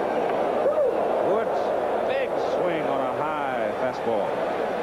Swung on a second ball. That's right. That is ball 2. And that hurts Savannah. Usually.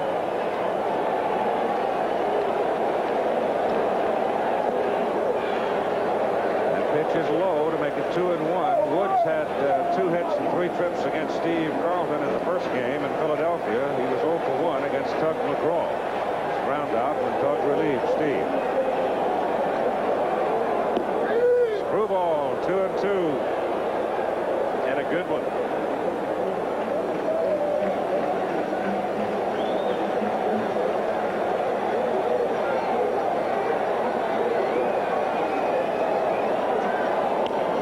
Hit high to left, foul.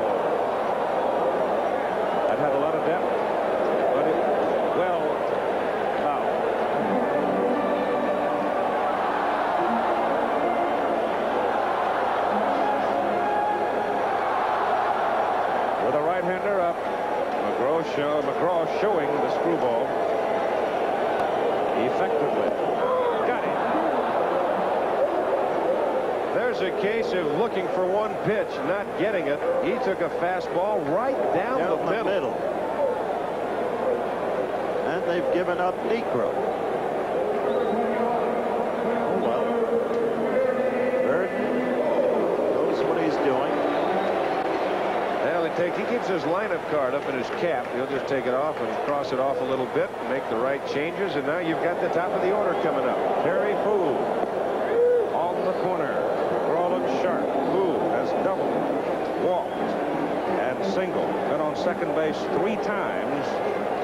Obviously has not scored. Joe Negro was in the game for 10 innings, 127 pitches. That's rather economical for a knuckleballer. That's hit on the bounce to the first baseman, Pete Rose. 2 out.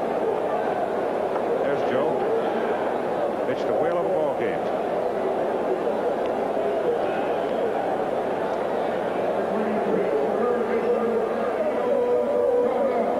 Two out in the bottom of the 10th inning, and Enos Cabell comes to the plate. It's a different looking McGraw from what we saw Wednesday night. Well, you mentioned, Howard, the off day yesterday, and that could have been just what the doctor ordered if you're Tug McGraw.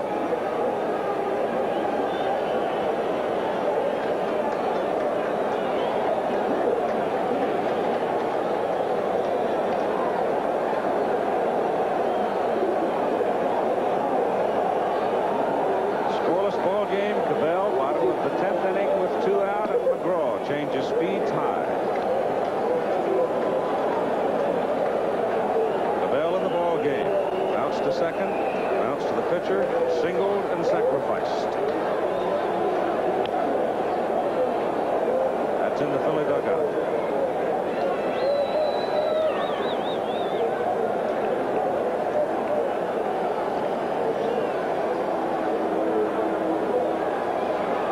Face in that dugout that fans of the past will remember, Ruben Amaro. There's Cabell, who did not hit a home run in the Astrodome this season. In the hole, left field, base hit for Cabell with 2 out. And it'll bring up Morgan.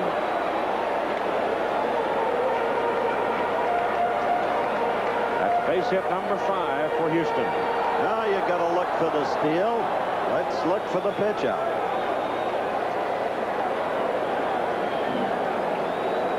There's a good chance. Of course, you've got the hole on the right side to hit through. And what you're looking here, if it's just a base hit on the right side, you're looking at first and third. What Bill Burton is looking for with the speed of Cabell, if he does not send him, you're looking for a ball hit to the hole somewhere that's going to go all the way to the wall, because with 2 outs, Cabell's going to be going on anything. Be a little surprising, though. I think they might like to have him keep that hole on the right side, although Manny Trio is shaded quite a ways to his left, taking that all the way if he can. The big hole now, you see right up the second base side of the pitcher, Tug McGraw. That's right up the middle.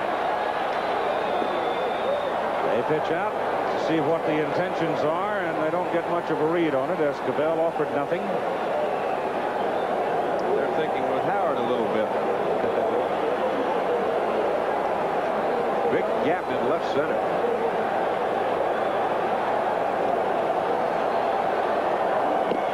Big swing by Joe. 1-1. We'll have the news just as soon as we conclude the game. Runs are so hard to find in Houston today. Can't even begin to guess how long they may be around.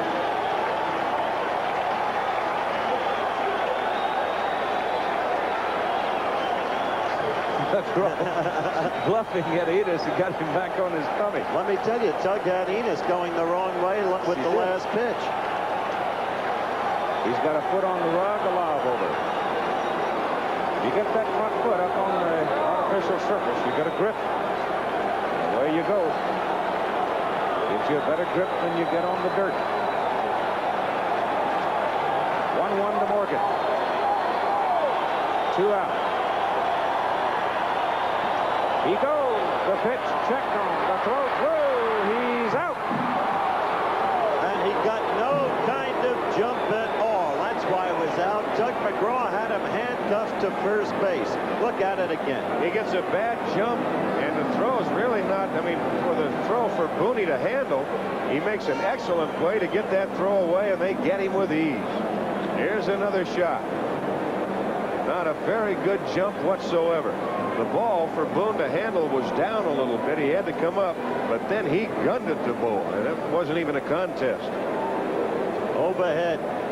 Tuggaroo had him psyched out. He really did. So Cavell is out. We'll go to the 11th in a moment. Chevy Citation. We said it was a whole new kind of compact car, and we proved it. We put Citation to work with its front-wheel drive, room for 5, outstanding storage space, and impressive mileage. And now, as the best-selling front-wheel drive car in America, with Motor Trend's Car of the Year award, 500,000 owners, and 6 billion miles, there's no doubt about it. Chevy Citation. It works. Here's to good friends. Tonight is kind of special. The beer. Building inspector. Hey, what are you guys doing here? I didn't believe you two could build your own house. Yeah, well, don't look. It's not finished. Well, I guess we'll just take our lone round home. Well, maybe one quick look around. When you want the taste of a truly great American beer, tonight, let it be Low and Brow. Then what are you going to do when you finish this place? Just what I'm doing right now. Last night, the Royals made it 2 in a row against the Yankees despite an inside-the-park home run by Greg Nettles. The Royal barrage of hits, including Willie Wilson's 2-run triple, capped the Kansas City victory. The Royals take their 2-game lead into Yankee Stadium tonight at 8 Eastern, live on ABC. The line score reflected there, and this is the longest scoreless tie in National League Championship Series history. Cincinnati and the Pirates went 9 innings. Greg Luzinski stands up back in 1970, and Cincinnati won 3-0 in 10. Greg Luzinski is up at the plate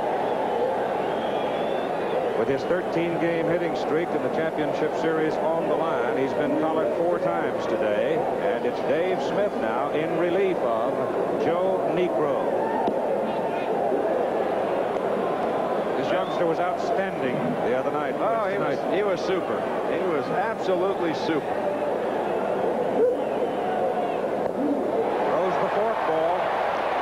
He has the edge on the bull at 1 and 2.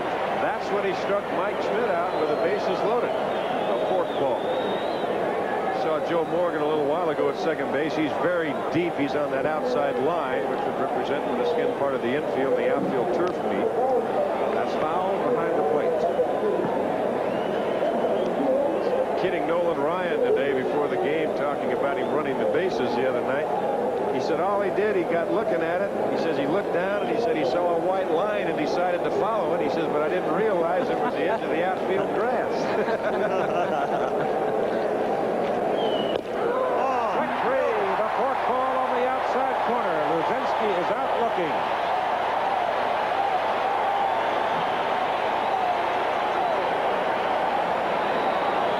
As soon as this game's over, I'm off to Dallas for Texas, Oklahoma, which we'll have tomorrow at 12:30 Eastern Time. Longhorns are ranked 3rd in the country. Right after the football comes Game 4 of the National League Championship Series here at the Astrodome in Houston. And if all my transportation works, I'll be back shortly. If not, we'll visit. See you. Manny Trio fouls it off.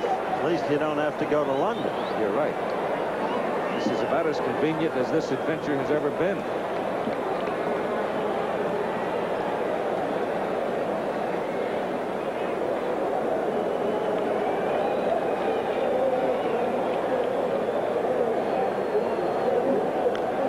Strike 2 as the foul ball ricochets right in front of Don Drysdale, and he didn't even flinch.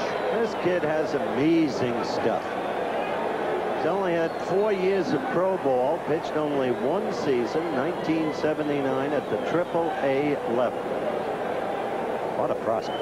92-mile-an-hour fastball from him on that offering. A 2-strike pitch to center field. Who hurries? Post in, 2 down.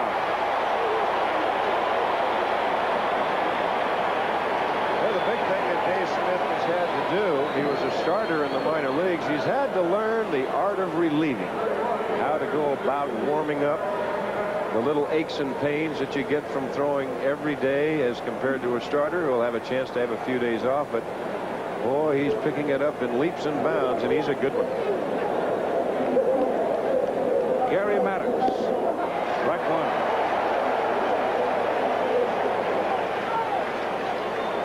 He spotted that ball beautifully. That's a great location. Foul ball out of play, strike two.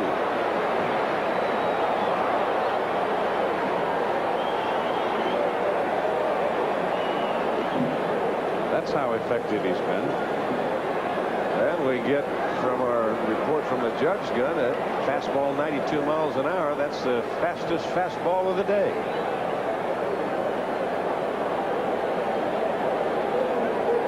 Two-strike pitch to Maddox. To right center, look out, it may go through there. Cut down by Poole, throw back in. Maddox at second, double. Maddox continues to be the strong man of the Phillies. Well, they get the pitch. Pujols, you see, wants to pitch up and probably in, but he gets it right over the plate. Maddox hitting that ball that's slicing away from Terry Poole. But he gets over there in a hurry. The outfielders playing back a little bit deeper now. They don't want that ball to go through to the wall. Should it go to the wall, you know that that's a triple. Now you've got Boa, the hitter, first base open.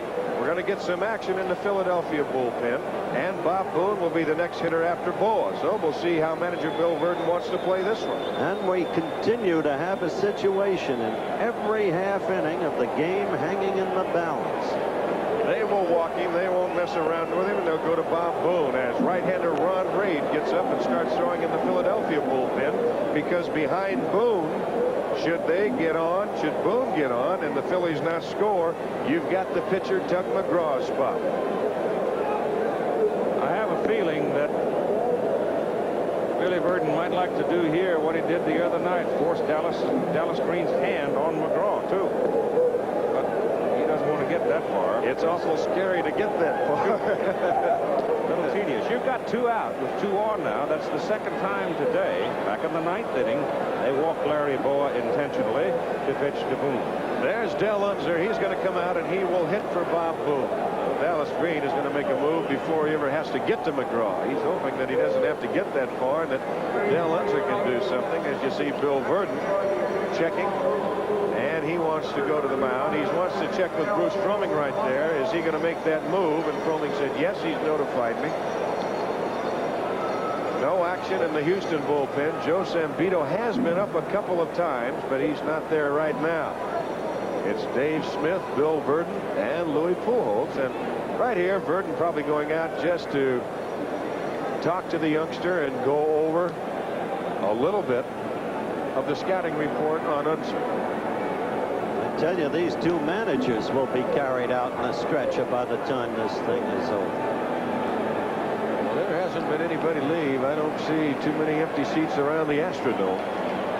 You don't leave a ball game like this. There will be some late suppers in Texas tonight. You weren't around when Carl Hubble and Tex Carlton had one out.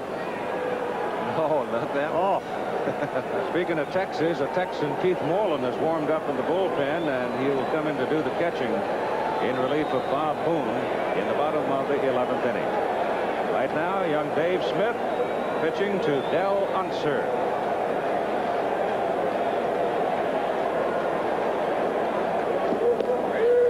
Inside corner, beautiful pitch. Gary Maddox is out at second base. Larry Boa is at first base.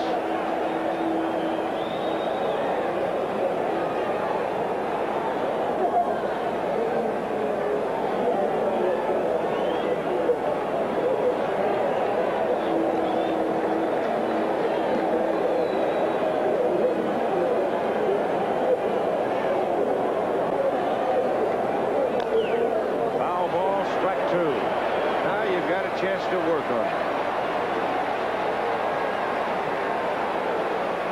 And Pujols to the mound to talk to him. And I'm sure, just to remind him now, let's don't get careless out here. Have an idea what you want to do. They got a little careless to Maddox, and he drilled it up the gap in right center field. You saw in the conversation on the mound a moment ago that Smith remembered what Unser had done in game number 2. He had hit a fly ball to left field. He apparently remembers Bell well.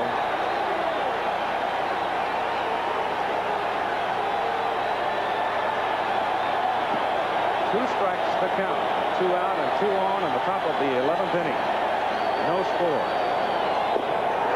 Struck him out. How do you beat a ball game like this? At everything.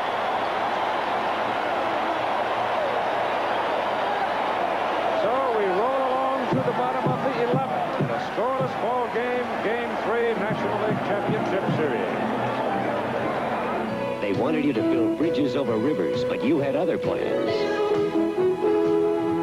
And Monte Carlo. Your car is the strikingly new 1981 Monte Carlo, with the economy of a responsive V6 and fresh, clean, sharply sculpted lines. And you'll choose it because you're proud of who you are. You and Monte Carlo. 1981 Monte Carlo, a matter of personal pride from Chevrolet. You're the Pepsi generation, the spirit of today. And with every taste of life that's new, well, that Pepsi spirit shines right through. Catch that Pepsi spirit. Drink it in, drink it in, drink it in. Catch that Pepsi spirit. Drink it in, drink it in, drink it in. Thursday on 2020, child snatching, the last resort in the custody battle. I got custody, and you're never going to get it. Do you understand that? Plus the famous BJ Day victory kiss. All of these people claim they're in the picture. And On the Road with Charlie Daniels, Thursday on 2020. Keith Moreland has gone in to catch for Philadelphia. He's out of the University of Texas. And Tug McGraw remains on the mound to pitch to Joe Morgan, Jose Cruz, and Dave Bergman, or possibly Art Howe. This might be the inning where we see him. Bill Burton, whatever decision he's made so far, has served him well, because we are still locked up in a scoreless baseball game going to the home half of the 11th inning. The news will be coming along in most places as soon as we're through. And he's been a gutsy manager, leaving himself open to the second guess again and again and again. Gloria Morgan again. Joe would have been out of the game. Landesdoy had warmed up. Earlier inning.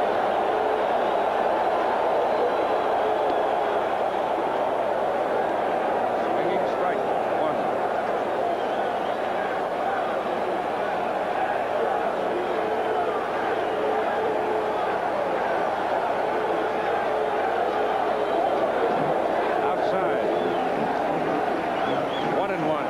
The big gap in the outfield for Joe Morgan is in left center field. They actually play in the pull. There you see the gap out there. Maddox in right center, McBain straight away right. Oh, hit deep to right. Way back. Going.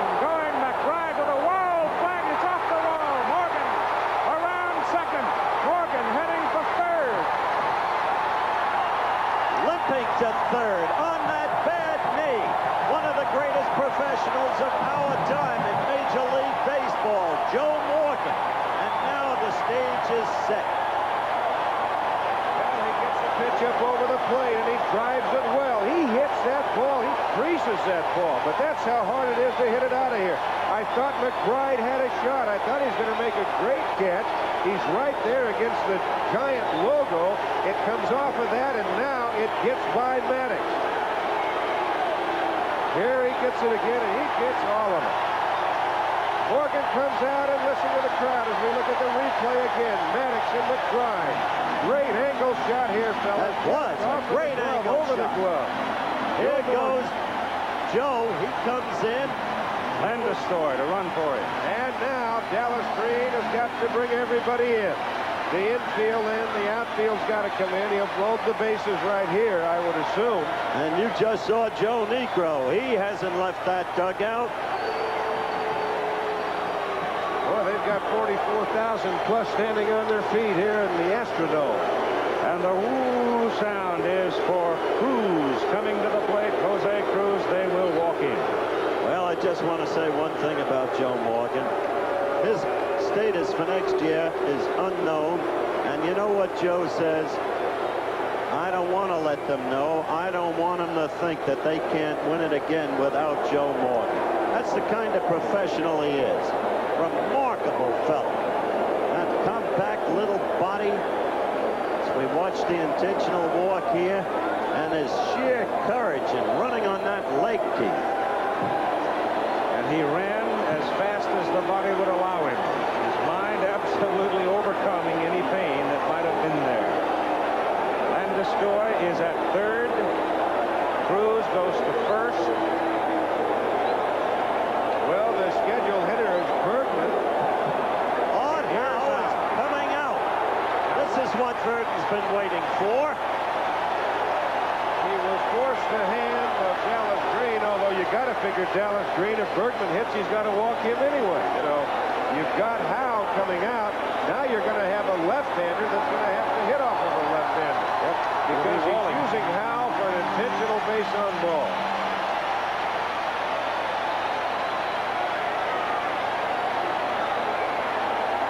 There's another look at that drive by Morgan.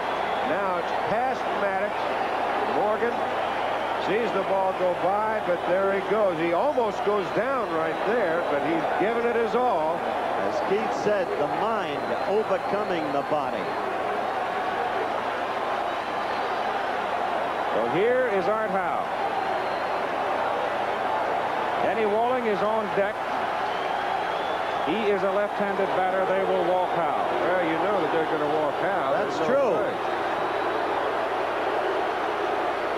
Well, here's a position that if you're a visiting ball club, and especially a visiting manager, and you get in a position like this in a ballpark where there's no more innings, you've run out of time. This is the most lonesome feeling and exasperating feeling in the world. There's Joe down in the dugout. Eyes fairly aflame. Yeah, he must feel so good inside, so proud.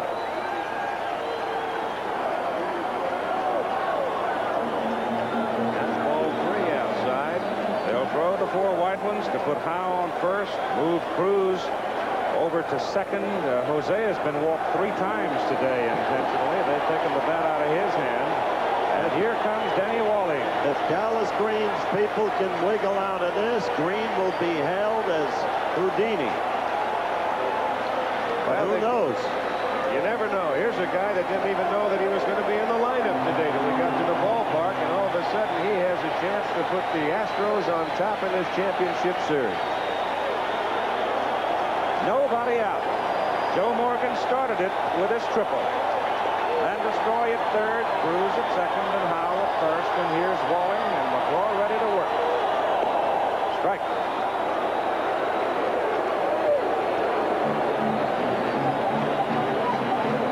Well, you couldn't ask for a gutsier pitcher in there than Doug McGraw either. He's had more saves than anybody in Major League history. 152 of them. Pujols is on deck.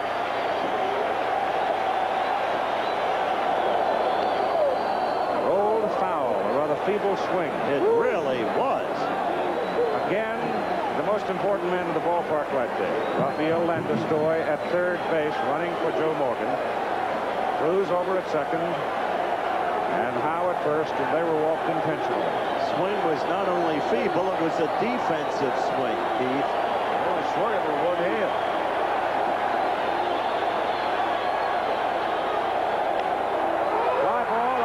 Shallow left. They will challenge him and he'll score. I know he had to back up. Brzezinski. Here comes Landeskog to throw way off the mark. The Astros win it.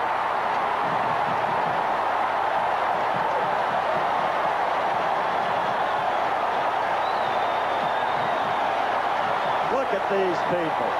It's a sight to see. Oh, they don't win it with home runs. They hang in there. They scratch. They claw. They've got the pitching. They know how to run the bases.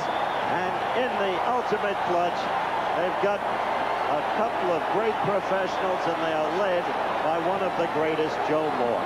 What a ball game.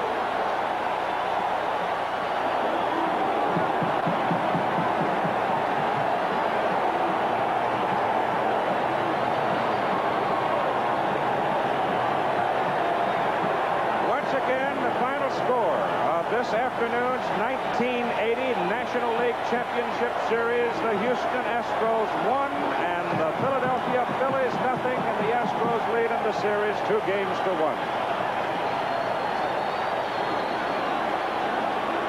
And everybody in the Astrodome standing. Joe Morgan, the man. Joe Niekro, the man. Louis Pujols, the man. And Bill Verdon, the man. And Dave Smith, the man. Heroes aplenty. There they go behind home plate. We're going back down into a interview room. Dave Smith, Dennis Walling. Walling had the sacrifice fly, and you knew as soon as Lazinski started to back up, they had no chance whatsoever to get Landeskog.